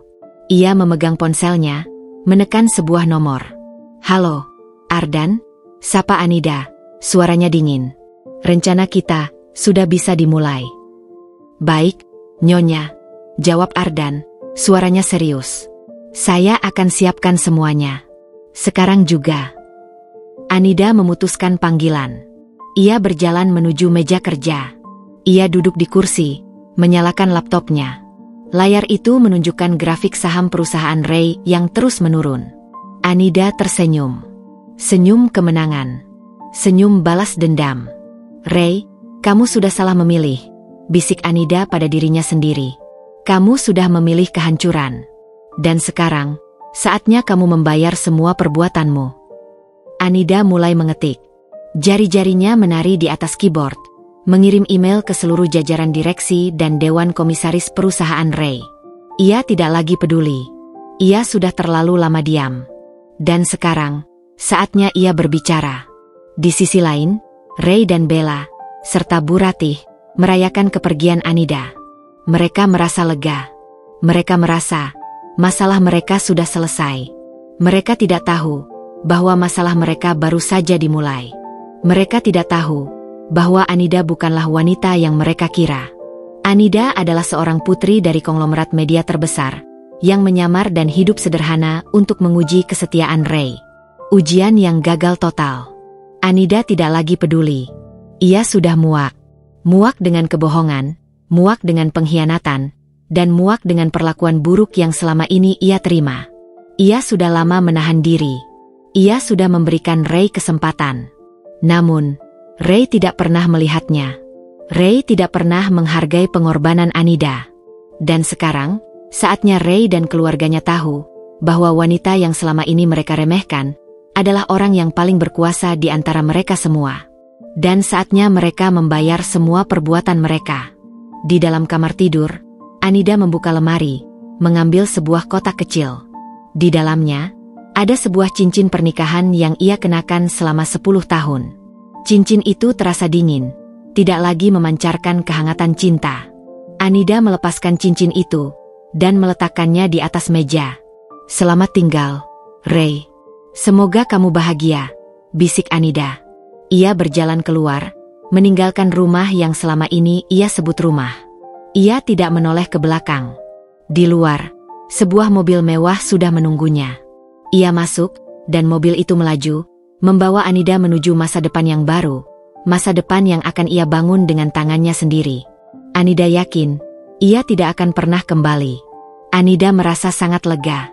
Ia merasa, ia sudah terbebas dari penjara yang selama ini ia bangun sendiri. Ia tidak lagi peduli dengan Ray, Bella, atau mertuanya. Ia hanya peduli dengan dirinya sendiri. Ia hanya peduli dengan kebahagiaan yang akan ia bangun sendiri. Anida duduk di kursi, memandang langit yang dipenuhi oleh bintang. Ia tersenyum. Senyum yang tulus, senyum yang tidak lagi dipaksakan. Ia merasa, ia sudah menemukan dirinya kembali. Ia sudah menemukan kekuatannya kembali. Dan ia yakin, ia akan bahagia. Anida yakin, ia akan menemukan cinta yang tulus, cinta yang tidak akan pernah mengkhianatinya. Anida mengambil ponselnya, dan menekan sebuah nomor. Halo, Ardan? Saya ingin Anda siapkan pertemuan dengan Dewan Direksi Perusahaan Ray. Besok, saya akan hadir, sebagai pemegang saham mayoritas. Baik, Nyonya, jawab Ardan, suaranya serius. Apakah Anda yakin? Yakin? Tentu saja. Ini adalah permainan yang sudah saya siapkan. Dan sekarang, saatnya saya mengakhirinya, jawab Anida, suaranya dingin. Anida menutup telepon. Ia memejamkan mata. Pikirannya melayang, memikirkan masa depan yang menantinya. Masa depan yang penuh dengan kekuasaan, kekayaan, dan kebahagiaan. Anida tahu, ia akan bahagia. Ia tahu, ia akan menemukan cinta yang tulus. Dan ia yakin, ia akan membuat Ray dan keluarganya membayar semua perbuatan mereka. Anida tiba di penthouse miliknya, sebuah mahakarya arsitektur modern yang menjulang di jantung kota. Malam itu, cahaya kota tampak seperti jutaan kunang-kunang yang menari di bawahnya, seolah menyambut kepulangannya. Setelah bertahun-tahun hidup dalam kesederhanaan yang dibuat-buat, kini ia kembali ke singgasananya, ke tempat di mana ia adalah ratu. Koper kecil yang ia bawa dari rumah Ray terasa begitu ringan, seperti beban masa lalu yang akhirnya terangkat dari pundaknya. Ia melangkah masuk. Interior penthouse ini begitu mewah, namun tetap terasa hangat. Dinding-dinding kaca menampilkan pemandangan kota 360 derajat. Anida berjalan menuju jendela, menatap ke bawah. Di sana, ia melihat mobil-mobil yang tampak seperti semut, lalu lintas yang sibuk, dan kehidupan yang terus berjalan, tanpa peduli dengan kehancuran yang ia tinggalkan di belakangnya. Lama tidak bertemu, Nyonya, sapa Ardan, yang sudah menunggunya di dalam. Ardan mengenakan setelan jas hitam, tampak elegan dan berwibawa. Di sampingnya, seorang wanita muda dengan seragam pelayan, berdiri dengan sopan. Lama tidak bertemu, Ardan, jawab Anida, suaranya dingin, namun penuh kuasa. Bagaimana semua yang sudah saya minta? Semua sudah siap, Nyonya. Dokumen-dokumen sudah saya siapkan. Dan juga, semua yang Anda minta di brankas, sudah saya siapkan juga, jawab Ardan, memberikan sebuah map berwarna hitam pada Anida. Anida membuka map itu. Di dalamnya, ada sebuah ID card dengan namanya, Anida Pratama. Di bawahnya, tertera jabatan, CEO Pratama Group. Ia menatap ID card itu, senyum licik terukir di bibirnya. Bagus, kata Anida. Malam ini, kita akan mulai. Saya tidak mau ada kesalahan. Tentu, Nyonya. Tapi, apakah Anda yakin? Ini akan sangat berisiko, tanya Ardan, suaranya khawatir. Yakin? Ardan, hidupku sudah dipertaruhkan. Aku sudah terlalu lama menjadi boneka, menjadi badut yang mereka tertawakan. Sekarang, saatnya mereka yang menjadi badut, dan aku yang tertawa, jawab Anida, suaranya penuh amarah. Ardan mengangguk. Ia mengerti. Ia sudah lama mengenal Anida. Ia tahu, di balik wajah lembut dan sikap sederhananya, Anida adalah wanita yang kuat dan cerdas. Ia tahu, Anida tidak akan pernah membiarkan dirinya dihancurkan. Anida duduk di kursi kerjanya. Ardan meletakkan sebuah laptop di hadapannya. Laptop itu menunjukkan semua data keuangan perusahaan Ray, Quantum Tech. Anida melihat grafik saham yang terus menurun, dan ia tersenyum. Mulai sekarang, kita akan membeli saham perusahaan Ray. Kita akan membelinya secara diam-diam, melalui berbagai perusahaan cangkang. Aku menjadi pemegang saham mayoritas, ujar Anida, suaranya dingin. Baik, Nyonya. Saya akan siapkan semuanya, jawab Ardan. Dan pastikan hutang-hutang keluarga Ray, semuanya muncul ke permukaan. Aku mau, mereka tidak bisa bernapas, lanjut Anida. Baik, Nyonya, jawab Ardan. Semua sudah saya siapkan. Mereka tidak akan bisa mengelak. Di sisi lain, Ray dan Bella, serta Bu Ratih, sedang panik. Mereka berada di kantor Ray, mencoba mencari jalan keluar dari masalah yang mereka hadapi. Kantor Ray terasa kosong dan sepi. Semua karyawan sudah pulang. Ray, bagaimana ini? Kita tidak bisa menghubungi investor-investor kita, teriak Bu Ratih. Mereka semua menolak panggilan kita. Aku tidak tahu, Bu. Aku tidak tahu harus berbuat apa, jawab Ray, suaranya bergetar. Bella mencoba menenangkan Ray. Sayang, jangan panik. Kita pasti akan menemukan jalan keluar. Jalan keluar? Bagaimana? Perusahaanku hancur. Semuanya hancur, teriak Ray, suaranya frustrasi. Ray, ada yang harus aku katakan, bisik Bella, suaranya gugup. Aku sudah menghubungi temanku. Dia bilang, ada investor baru yang tertarik untuk membeli saham perusahaanmu. Dia adalah orang yang sangat berpengaruh. Mata Ray berbinar. Ia merasa ada harapan. Siapa? Siapa dia? Aku tidak tahu namanya, jawab Bella. Tapi dia sangat kaya. Dia bisa menyelamatkan perusahaanmu. Kalau begitu, hubungi dia. Sekarang juga, ujar Ray, suaranya penuh harapan. Bella mengangguk. Ia mengambil ponselnya, dan menekan sebuah nomor. Setelah beberapa saat, ia menutup teleponnya. Dia bilang, dia akan datang besok. Di kantor ini. Ray merasa lega. Ia memeluk Bella. Terima kasih, Bella. Terima kasih. Kamu sudah menyelamatkan perusahaanku. Bu Ratih juga merasa lega. Ia memeluk Bella. Terima kasih, Bella. Akhirnya, ada juga yang bisa membantu Ray. Mereka tidak tahu bahwa investor baru itu adalah Anida. Mereka tidak tahu bahwa mereka sedang berjalan ke dalam perangkap yang sudah Anida siapkan. Di penthouse-nya, Anida tersenyum. Senyum licik dan dingin. Ia tahu, Ray dan keluarganya akan datang. Ia tahu, mereka akan memohon padanya. Dan saat itu tiba, Anida akan membuat mereka berlutut. Ardan, pastikan semua dokumen sudah siap. Aku ingin, saat mereka datang, mereka tidak punya pilihan lain selain menyerah, ujar Anida. Baik, Nyonya. Semua sudah siap. Dan saya sudah menyewa pengacara terbaik untuk mengurus semua dokumen. Mereka tidak akan bisa mengelak, jawab Ardan. Bagus, kata Anida. Permainan sudah dimulai. Dan aku memastikan, aku akan menjadi pemenangnya. Anida bangkit dari kursinya. Ia berjalan menuju jendela. Ia menatap langit malam yang gelap, yang dipenuhi oleh bintang-bintang. Ia tidak lagi merasa sedih. Ia tidak lagi merasa sakit hati. Ia hanya merasa kosong, hampa. Ray sudah hancur. Ray sudah tidak punya apa-apa lagi. Tapi Anida tidak merasa bahagia. Ia tidak tahu kenapa. Anida memejamkan mata. Pikirannya melayang, memikirkan masa depan yang menantinya. Masa depan yang penuh dengan kekuasaan, kekayaan, dan kebahagiaan. Anida tahu, ia akan bahagia. Ia tahu, ia akan menemukan cinta yang tulus. Dan ia yakin, ia akan membuat Ray dan keluarganya membayar semua perbuatan mereka. Di sisi lain, Ray dan keluarganya kembali ke rumah. Mereka merayakan kabar baik itu. Mereka merasa lega. Mereka merasa masalah mereka sudah selesai.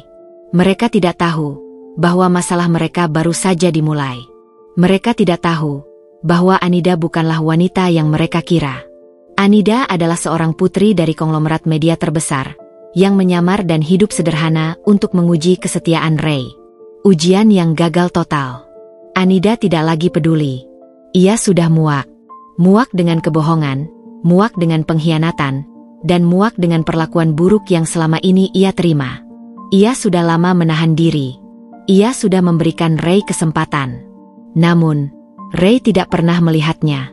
Ray tidak pernah menghargai pengorbanan Anida. Dan sekarang, saatnya Ray dan keluarganya tahu bahwa wanita yang selama ini mereka remehkan adalah orang yang paling berkuasa di antara mereka semua. Dan saatnya mereka membayar semua perbuatan mereka. Anida memandangi pantulan dirinya di jendela. Wajahnya yang tampak lelah, mata yang sembab, dan senyum yang dipaksakan. Ia sudah berada di titik terendah. Kesabarannya, yang selama ini menjadi tameng terkuatnya, kini mulai retak. Ia sudah berjanji pada dirinya sendiri bahwa jika Ray benar-benar memilih wanita lain dan mengusirnya, ia akan mengaktifkan kembali identitas aslinya. Dan kini, janji itu harus ditepati. Di luar kamar, Anida mendengar Ray berbicara di telepon. Suaranya pelan, seolah takut terdengar. Aku kangen. Maaf ya, hari ini terlalu sibuk.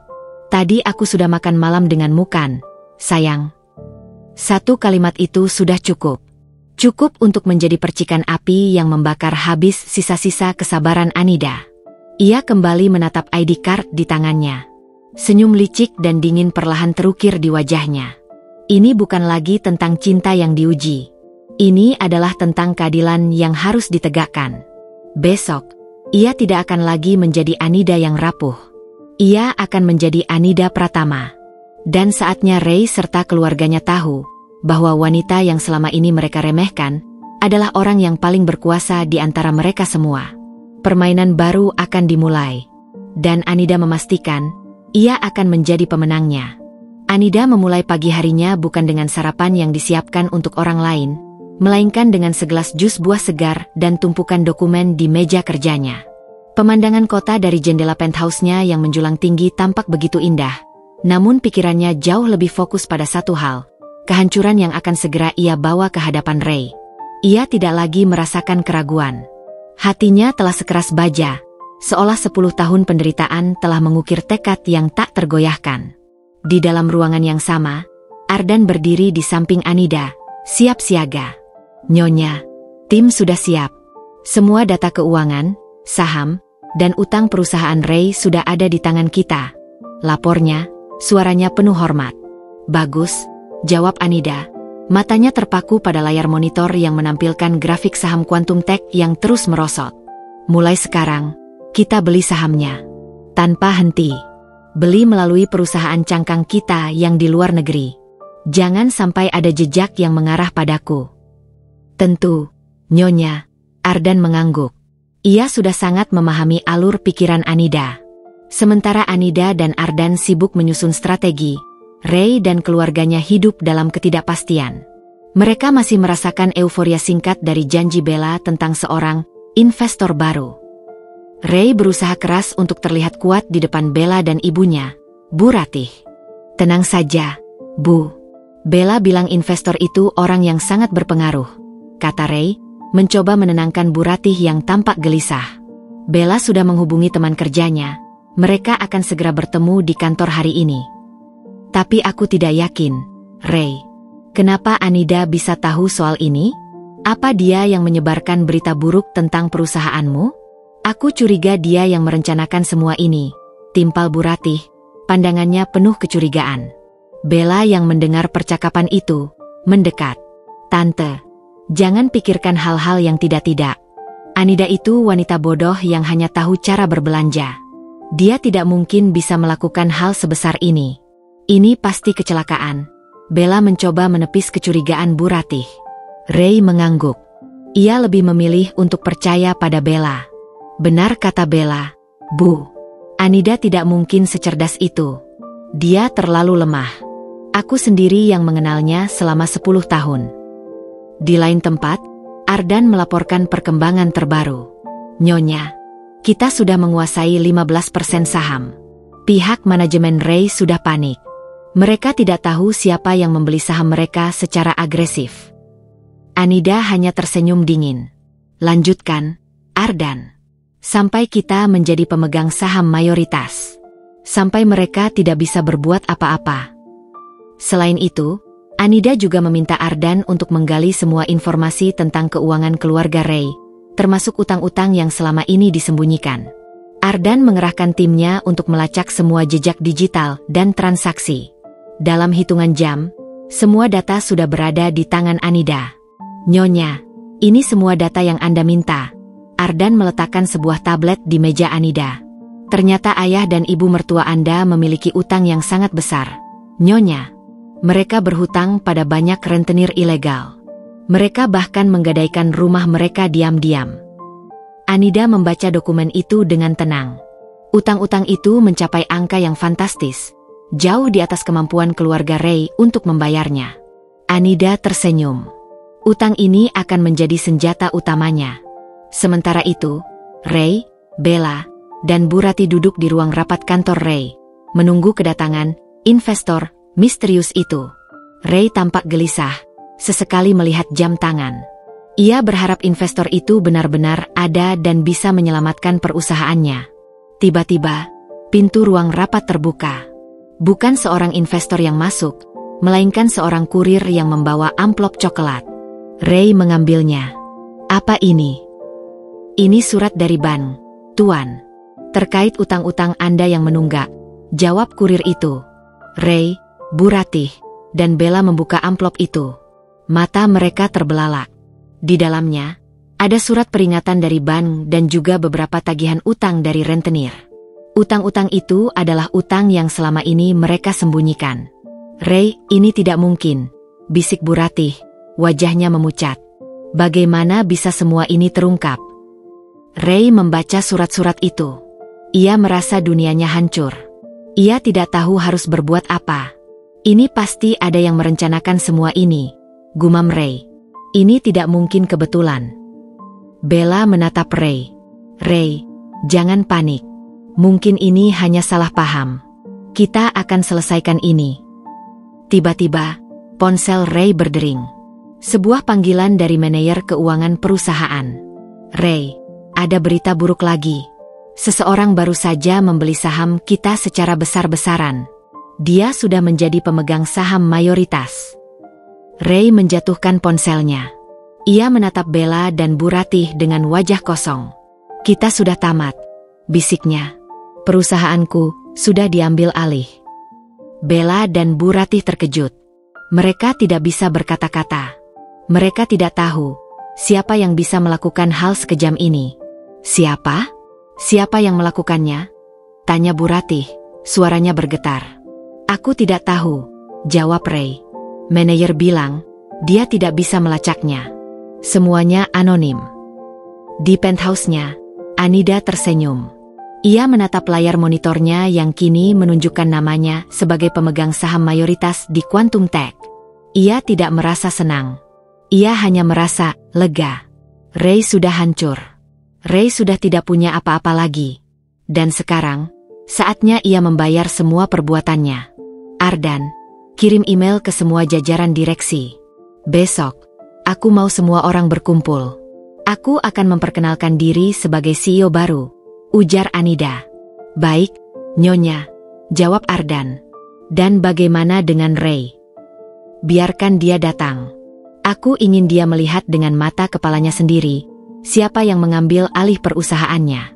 Aku ingin dia melihat, bagaimana rasanya kehilangan segalanya, jawab Anida, suaranya dingin dan menusuk. Anida memandangi pantulan dirinya di jendela.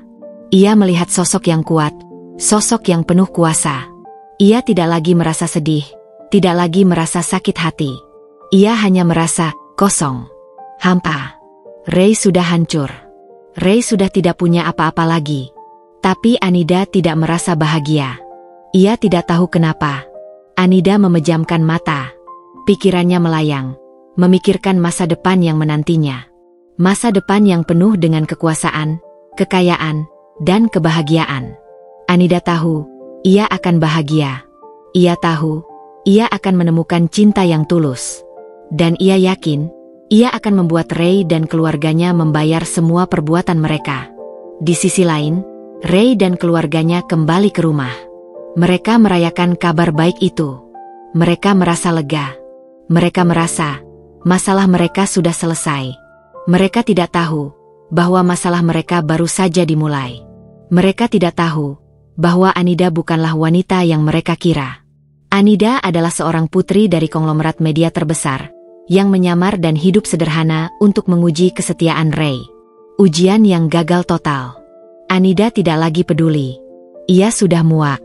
Muak dengan kebohongan, muak dengan pengkhianatan, dan muak dengan perlakuan buruk yang selama ini ia terima.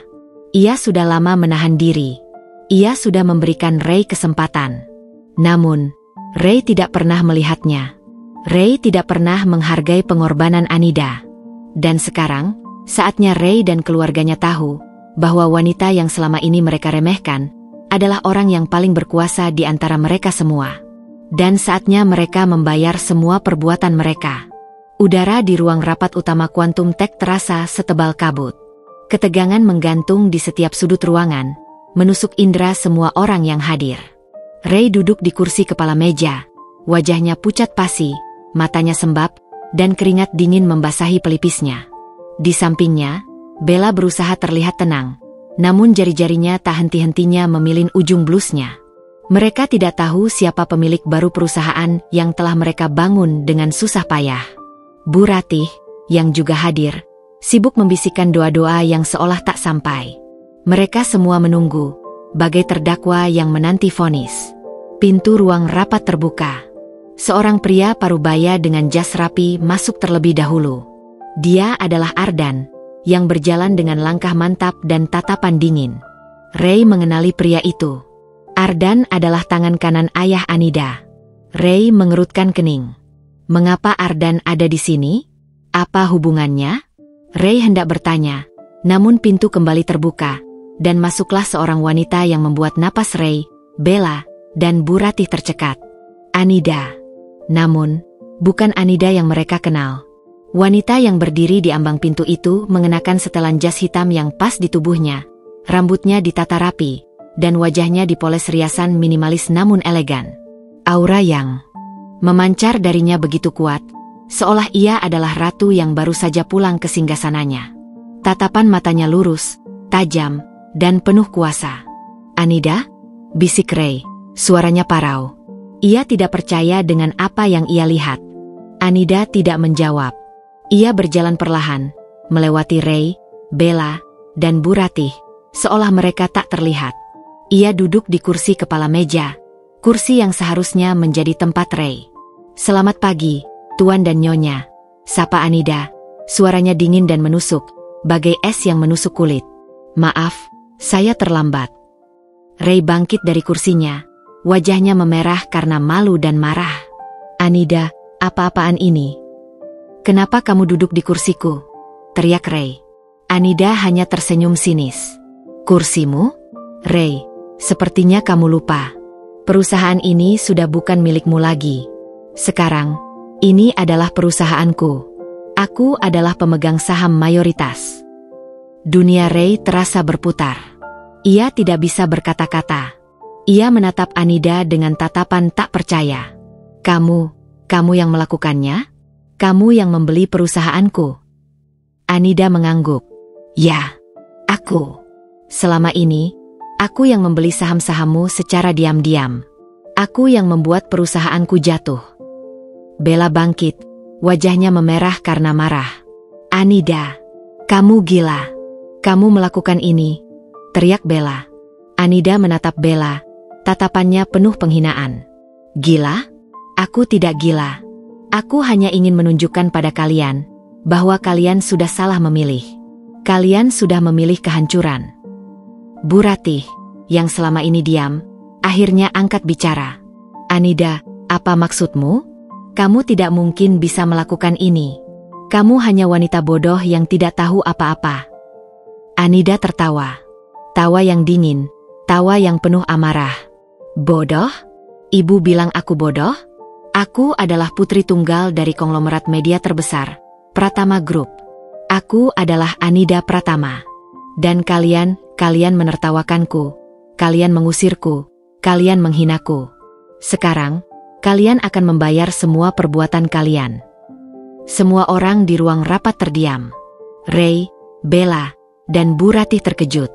Mereka tidak percaya dengan apa yang mereka dengar. Anida adalah putri konglomerat media? Tidak mungkin. Anida yang mereka kenal adalah wanita yang sederhana, yang tidak punya apa-apa. Tidak mungkin. Kamu bohong, Anida, teriak Ray, suaranya parau. Anida hanya tersenyum. Ia mengambil ponselnya dan memutar sebuah video.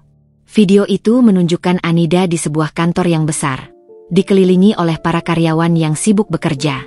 Di akhir video, Anida terlihat sedang berbicara dengan ayahnya. Ayah, aku akan membuktikan pada mereka bahwa aku bisa, ujar Anida di video itu. Ray, Bella, dan Bu Ratih terdiam. Mereka tidak bisa membantah.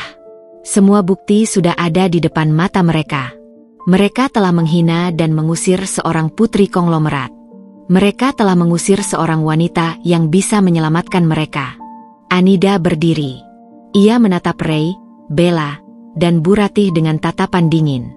Ray, aku memberimu kesempatan. Aku mencoba membantumu.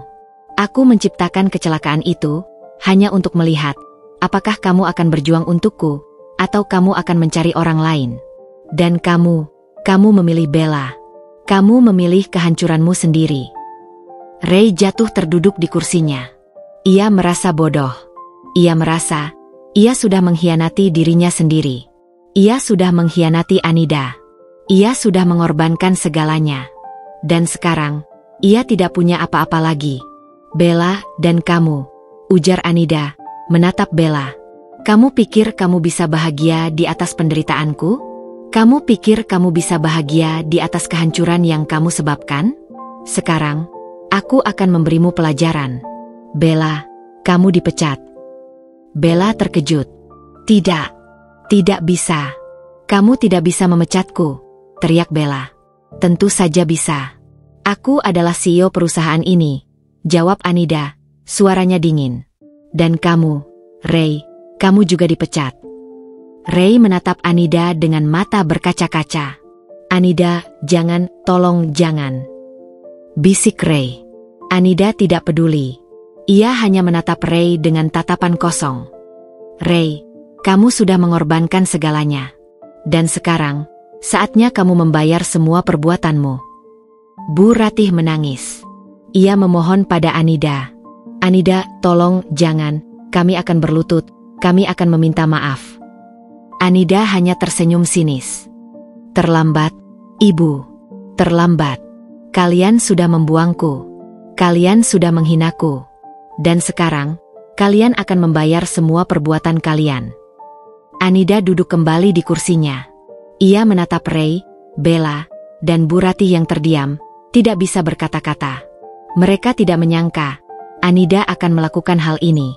Mereka tidak menyangka Anida adalah seorang putri konglomerat. Sekarang, keluar dari ruanganku, ujar Anida, suaranya dingin. Kalian tidak punya tempat lagi di sini. Kalian tidak punya hak apa-apa. Ray, Bella, dan Bu Ratih bangkit. Mereka berjalan keluar dari ruang rapat dengan kepala tertunduk. Mereka tidak bisa lagi menatap Anida. Mereka merasa malu, merasa bersalah, dan merasa sangat bodoh. Mereka tidak tahu bahwa mereka sudah mengubur diri mereka sendiri. Di luar ruang rapat, Ray menatap Bella dan Bu Ratih. Wajahnya kosong. Ia tidak bisa berkata-kata. Ray, ini tidak mungkin, bisik Bu Ratih, suaranya parau. Ini pasti mimpi buruk. Ray hanya diam. Ia tahu, ini bukan mimpi buruk. Ini adalah kenyataan yang harus mereka hadapi. Mereka sudah menghina dan mengusir Anida. Dan sekarang, mereka harus membayar semua perbuatan mereka. Di sisi lain, Anida duduk di kursinya. Ia melihat Ray, Bella, dan Bu Ratih yang berjalan keluar dari ruang rapat. Wajahnya datar, tanpa emosi. Ia tidak merasa senang. Ia tidak merasa bahagia. Ia hanya merasa kosong, hampa. Ray sudah hancur. Ray sudah tidak punya apa-apa lagi. Tapi Anida tidak merasa bahagia. Ia tidak tahu kenapa. Anida memejamkan mata. Pikirannya melayang, memikirkan masa depan yang menantinya. Masa depan yang penuh dengan kekuasaan, kekayaan, dan kebahagiaan. Anida tahu, ia akan bahagia. Ia tahu, ia akan menemukan cinta yang tulus. Dan ia yakin, ia akan membuat Ray dan keluarganya membayar semua perbuatan mereka. Ray, Bella, dan Bu Ratih meninggalkan ruang rapat dengan langkah gontai, kepala tertunduk.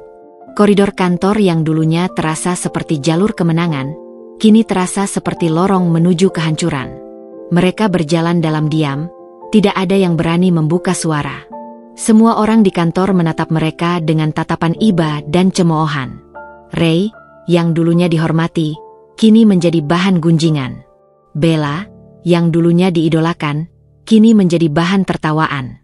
Bu Ratih, yang dulunya disegani, kini menjadi wanita yang paling dibenci.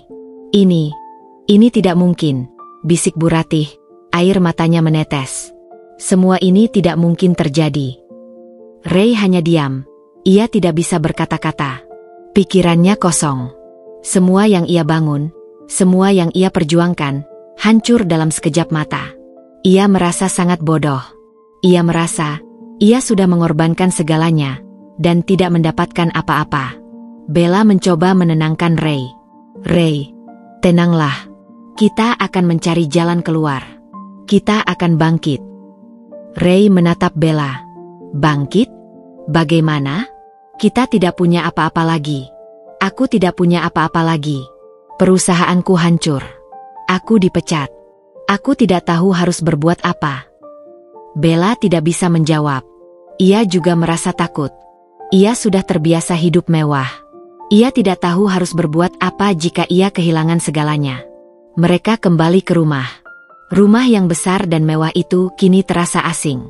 Mereka duduk di sofa, saling diam, tidak ada yang berani membuka suara.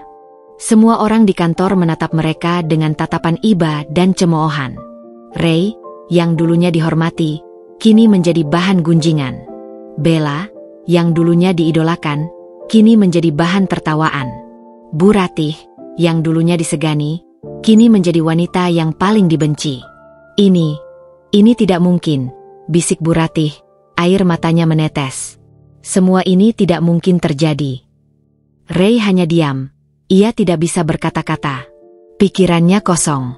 Semua yang ia bangun, semua yang ia perjuangkan, hancur dalam sekejap mata. Ia merasa sangat bodoh.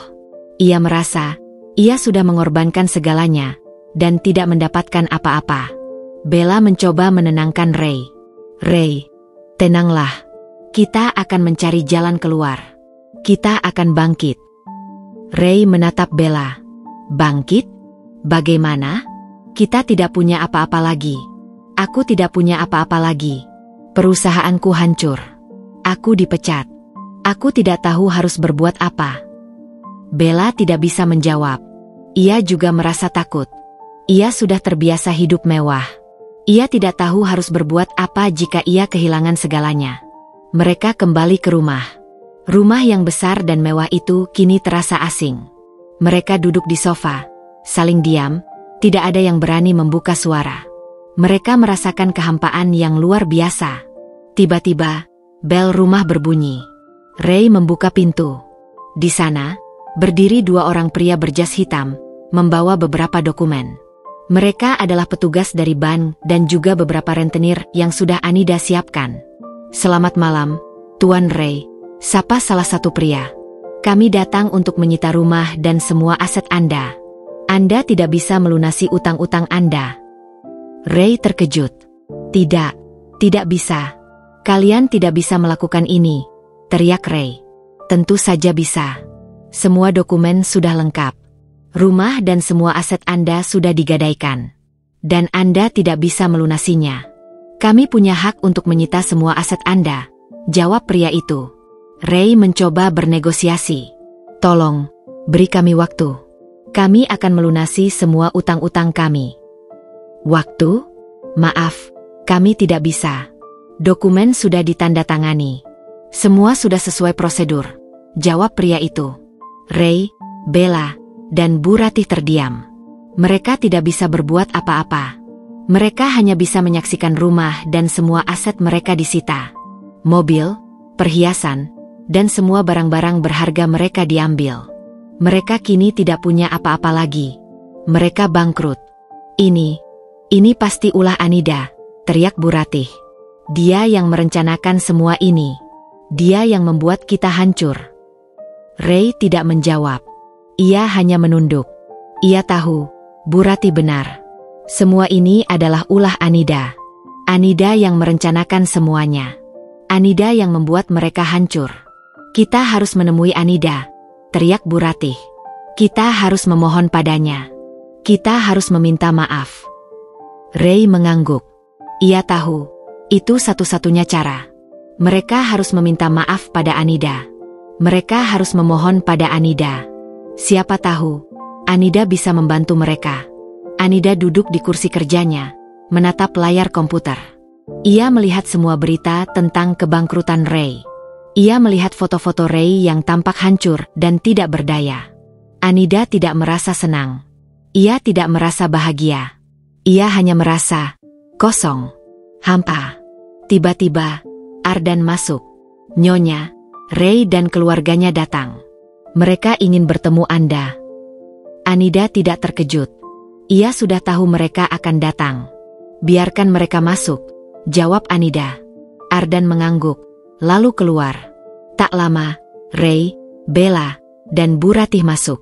Mereka menatap Anida dengan tatapan kosong, tatapan yang penuh penyesalan. Anida, bisik Ray, suaranya bergetar. Anida hanya menatap Ray, Bella, dan Bu Ratih dengan tatapan dingin. Ada apa? Kenapa kalian datang ke sini? Bukankah kalian sudah bahagia? Ray, Bella, dan Bu Ratih diam. Mereka tidak bisa berkata-kata. Mereka tidak tahu harus berbuat apa. Anida, kami datang untuk meminta maaf, bisik Ray, suaranya parau. Kami salah. Kami sangat menyesal. Menyesal? Terlambat, Ray. Kalian sudah mengusirku. Kalian sudah menghinaku. Dan sekarang, kalian datang ke sini untuk meminta maaf? Setelah kalian tidak punya apa-apa lagi? Tanya Anida, suaranya dingin. Anida, kami tidak tahu kamu adalah Anida Pratama. Kami tidak tahu. Kami tidak tahu siapa kamu sebenarnya, bisik Bu Ratih, air matanya menetes. Anida tertawa. Tidak tahu? Ibu bilang tidak tahu? Ibu yang paling tahu. Ibu yang selalu menghinaku. Ibu yang selalu membanding-bandingkan aku dengan Bella. Dan sekarang, setelah kalian hancur, kalian datang ke sini untuk meminta maaf. Bu Ratih menangis. Ia berlutut di hadapan Anida. Anida, tolong, jangan Kami akan berlutut. Kami akan meminta maaf. Anida hanya menatap Bu Ratih dengan tatapan kosong. Berlutut? Kalian pikir berlutut bisa menyelesaikan semuanya? Kalian pikir berlutut bisa mengembalikan apa yang sudah kalian hancurkan? Ray juga berlutut. Anida, tolong, jangan. Kami akan melakukan apapun. Kami akan berikan apapun yang kamu mau. Tolong, jangan hancurkan kami. Anida tersenyum sinis. Melakukan apapun? Kalian akan berikan apapun? Ray, kalian tidak punya apa-apa lagi. Kalian sudah bangkrut. Kalian tidak punya apa-apa untuk diberikan padaku. Bella juga berlutut. Anida, tolong, kasihanilah kami. Kami tidak tahu harus berbuat apa. Anida hanya menatap mereka dengan tatapan dingin.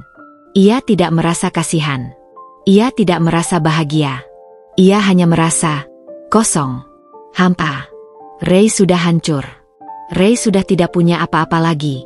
Tapi Anida tidak merasa bahagia. Ia tidak tahu kenapa. Kalian ingin utang-utang kalian lunas? Tanya Anida, suaranya dingin. Ray, Bella, dan Bu Ratih mengangguk. Mereka tidak bisa berkata-kata. Mereka hanya bisa berharap Anida akan mengasihani mereka. Anida berjalan menuju meja kerjanya. Ia mengambil sebuah dokumen dan memberikannya pada Ray. Tanda tangani ini. Dan semua utang-utang kalian akan lunas. Kalian tidak akan punya utang lagi. Ray mengambil dokumen itu. Ia membacanya. Dokumen itu berisi perjanjian bahwa Ray dan keluarganya harus menyerahkan semua aset mereka pada Anida sebagai ganti dari utang-utang mereka. Tidak, tidak bisa. Ini semua aset kami, teriak Bu Ratih. Kalian tidak punya pilihan lain, jawab Anida, suaranya dingin. Kalian tanda tangani ini, atau kalian akan dipenjara. Kalian akan kehilangan segalanya, bahkan harga diri kalian. Ray, Bella, dan Bu Ratih saling menatap. Mereka tidak punya pilihan lain. Mereka harus menandatangani dokumen itu. Mereka harus menyerahkan semua aset mereka pada Anida. Ray mengambil pulpen dan menandatangani dokumen itu. Bella dan Bu Ratih juga menandatanganinya. Setelah mereka menandatangani dokumen itu, Anida mengambilnya kembali. Sekarang, kalian sudah tidak punya apa-apa lagi, ujar Anida. Kalian datang ke sini dengan tangan kosong, dan kalian akan pergi dengan tangan kosong juga. Ray, Bella, dan Bu Ratih bangkit. Mereka menatap Anida dengan tatapan kosong, tatapan yang penuh penyesalan. Anida, maafkan kami, bisik Ray. Anida hanya tersenyum sinis. Maafkan? Aku tidak tahu kata itu. Pergi dari sini. Dan jangan pernah kembali. Jangan pernah menampakkan wajah kalian di hadapanku lagi. Ray, Bella, dan Bu Ratih berjalan keluar dari ruangan Anida. Mereka tidak menoleh ke belakang. Mereka berjalan dengan langkah gontai, meninggalkan gedung pencakar langit yang menjulang tinggi di hadapan mereka. Mereka kini tidak punya apa-apa lagi. Mereka bangkrut. Mereka tidak punya rumah, tidak punya mobil, tidak punya perhiasan. Mereka hanya punya penyesalan yang mendalam. Di dalam ruangan, Anida duduk di kursinya. Ia menatap dokumen yang sudah Ray, Bella, dan Bu Ratih tanda tangani. Ia tidak merasa bahagia. Ia tidak merasa senang. Ia hanya merasa kosong, hampa. Ia sudah menghancurkan mereka. Ia sudah membuat mereka bangkrut. Tapi ia tidak merasa bahagia. Ia tidak tahu kenapa. Anida memejamkan mata. Pikirannya melayang, memikirkan masa depan yang menantinya. Masa depan yang penuh dengan kekuasaan, kekayaan, dan kebahagiaan. Anida tahu, ia akan bahagia. Ia tahu, ia akan menemukan cinta yang tulus. Dan ia yakin, ia akan membuat Ray dan keluarganya membayar semua perbuatan mereka. Kemenangan yang Anida raih terasa hampa.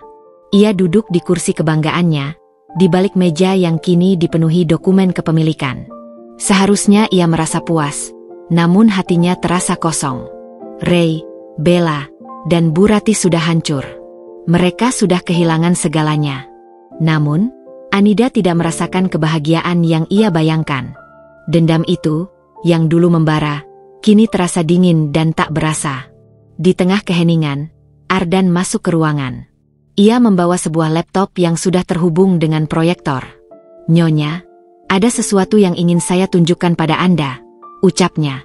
Anida mengangguk. Ia tahu, Ardan tidak akan datang jika tidak ada hal penting.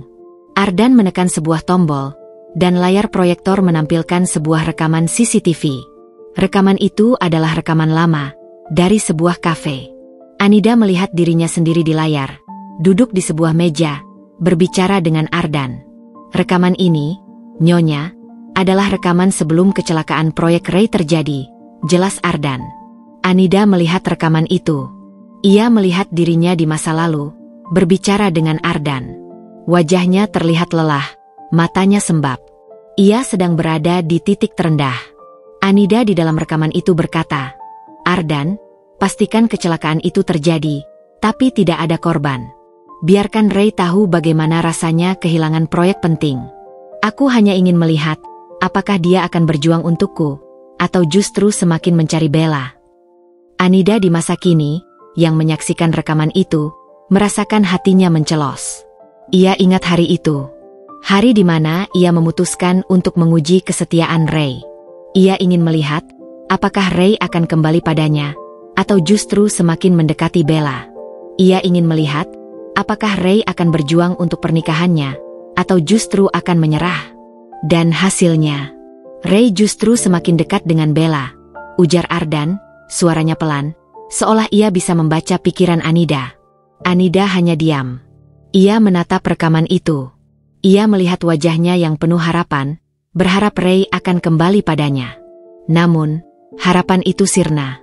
Ray justru memilih Bella, memilih kehancurannya sendiri. "Nyonya, saya sudah katakan, ini adalah permainan yang berbahaya," kata Ardan. "Tapi Anda tidak peduli. Anda hanya ingin tahu, apakah Ray benar-benar mencintai Anda?" "Aku tidak butuh cinta Ray lagi, Ardan. Aku hanya ingin tahu, apakah dia akan berjuang untukku," jawab Anida, suaranya bergetar. "Dan sekarang, Anda tahu jawabannya," bisik Ardan. "Ray tidak pernah mencintai Anda. Dia hanya mencintai dirinya sendiri. Dia hanya mencintai kekuasaan dan kekayaan." Anida mematikan proyektor. Ia duduk di kursinya, memejamkan mata. Ia merasa sangat bodoh. Ia merasa, ia sudah mengorbankan segalanya, hanya untuk sebuah jawaban yang sudah ia ketahui sejak awal. Ray tidak pernah mencintainya. Ray hanya mencintai dirinya sendiri. "Ardan, aku sudah lelah. Aku sudah terlalu lama bermain peran ini," bisik Anida. "Aku sudah lelah menjadi wanita yang mereka injak-injak. Aku sudah lelah menjadi wanita yang mereka hina." "Nyonya, Anda sudah tidak perlu berpura-pura lagi," kata Ardan. "Anda sudah menang. Anda sudah mendapatkan kembali apa yang menjadi hak Anda." Anida mengangguk. Ia bangkit dari kursinya, berjalan menuju jendela. Ia menatap kota yang dipenuhi oleh lampu-lampu. Ia tidak merasa bahagia. Ia tidak merasa senang. Ia hanya merasa kosong, hampa. "Ardan, aku akan pergi. Aku akan pergi jauh dari sini," bisik Anida. "Aku akan memulai hidup baru." Ardan terkejut. "Pergi? Kemana, Nyonya?" "Kemanapun. Ke tempat di mana tidak ada yang mengenalku. Ke tempat di mana aku bisa menjadi diriku sendiri. Tanpa nama Pratama, tanpa kekayaan, tanpa kekuasaan," jawab Anida. "Tapi, bagaimana dengan semua ini? Bagaimana dengan perusahaan Ray? Bagaimana dengan semua asetnya?" tanya Ardan. "Kamu urus semuanya. Kamu kelola semuanya. Dan pastikan, Ray dan keluarganya tidak akan pernah bisa kembali. Jangan biarkan mereka mendekatiku lagi," ujar Anida. "Baik, Nyonya," jawab Ardan, suaranya serius. "Saya akan pastikan. Mereka tidak akan pernah bisa mendekati Anda lagi." Anida mengangguk. Ia berjalan menuju pintu. Ia tidak menoleh ke belakang. Ia berjalan keluar dari ruangan itu, meninggalkan semua kekayaan, semua kekuasaan, dan semua kenangan buruk di belakangnya.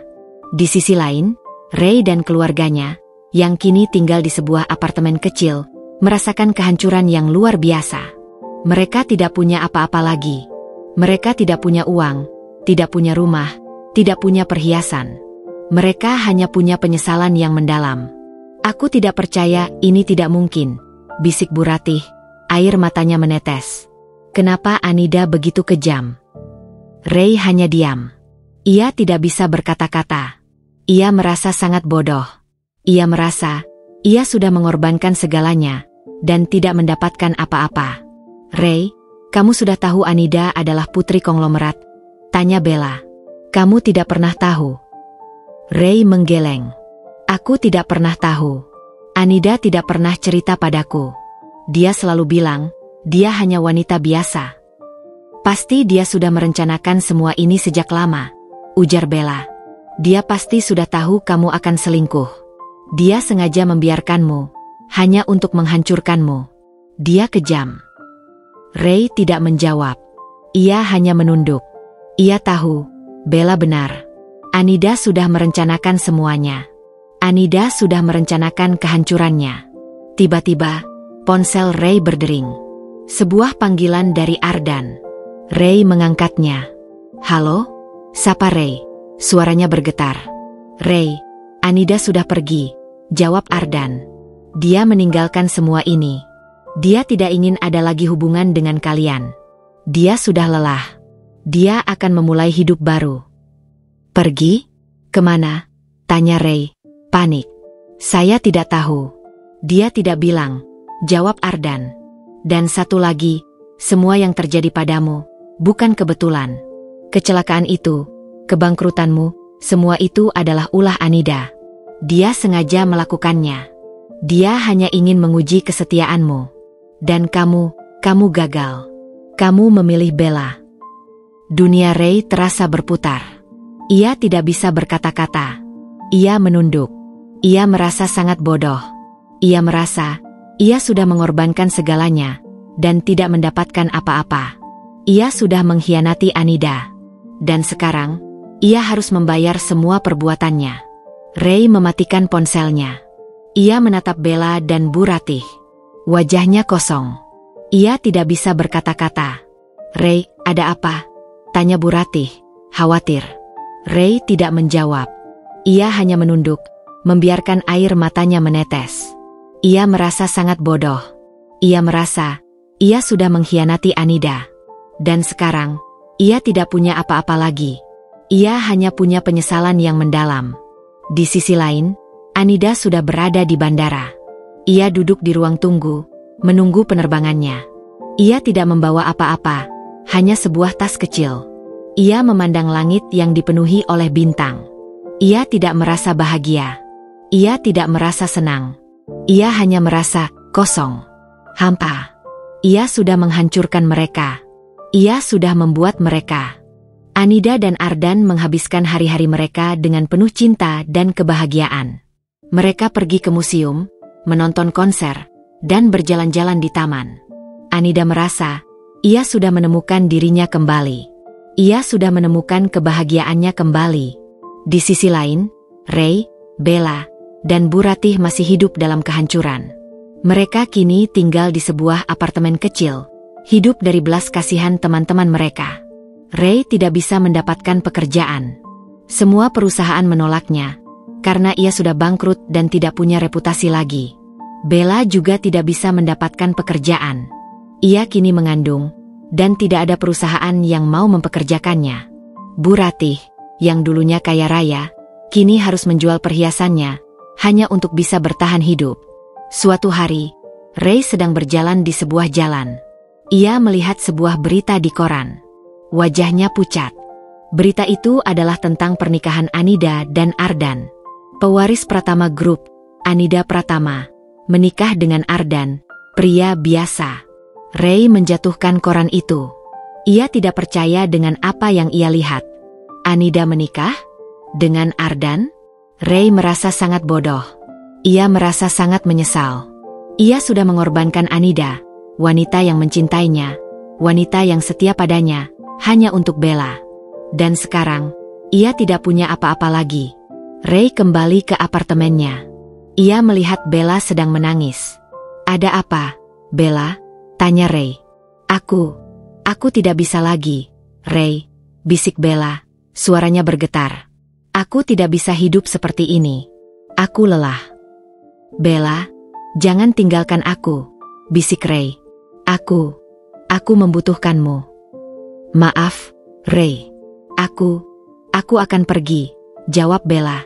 Aku tidak bisa hidup seperti ini. Aku tidak bisa hidup miskin. Aku tidak bisa hidup tanpa kemewahan. Bella mengambil tasnya dan berjalan keluar dari apartemen itu. Ray mencoba menghentikannya, namun Bella tidak peduli. Ia berjalan pergi, meninggalkan Ray sendirian. Ray duduk di sofa. Ia menunduk, membiarkan air matanya menetes. Ia merasa sangat bodoh. Ia merasa ia sudah mengorbankan segalanya. Ia sudah mengorbankan Anida. Dan sekarang, ia tidak punya apa-apa lagi. Ia hanya punya penyesalan yang mendalam. Bu Ratih masuk. Ia melihat Ray menangis. Ray, ada apa? Tanya Bu Ratih. Ray tidak menjawab. Ia hanya menunjuk koran yang tergeletak di lantai. Bu Ratih mengambilnya. Ia membaca berita itu. Wajahnya pucat. Ia menjatuhkan koran itu. Ia menangis. Anida, dia menikah? Dengan Ardan, bisik Bu Ratih. Kenapa? Kenapa dia tidak menikah denganmu, Ray? Ray tidak menjawab. Ia hanya diam. Ia tahu, Anida tidak akan pernah kembali. Ia tahu, ia sudah kehilangan Anida selamanya. Ray, Bella, dan Bu Ratih harus menjalani hidup mereka dengan penyesalan yang mendalam. Mereka telah kehilangan segalanya, termasuk kesempatan untuk mengenal wanita luar biasa yang pernah mereka sia-siakan. Di sisi lain, Anida dan Ardan hidup bahagia. Anida sudah tidak peduli dengan apa yang terjadi pada Ray dan keluarganya. Ia hanya peduli dengan Ardan. Ia hanya peduli dengan kebahagiaan yang mereka bangun bersama. Suatu hari, Anida dan Ardan duduk di sebuah taman yang indah. Anida memandangi langit yang dipenuhi oleh bintang-bintang. Ia tersenyum.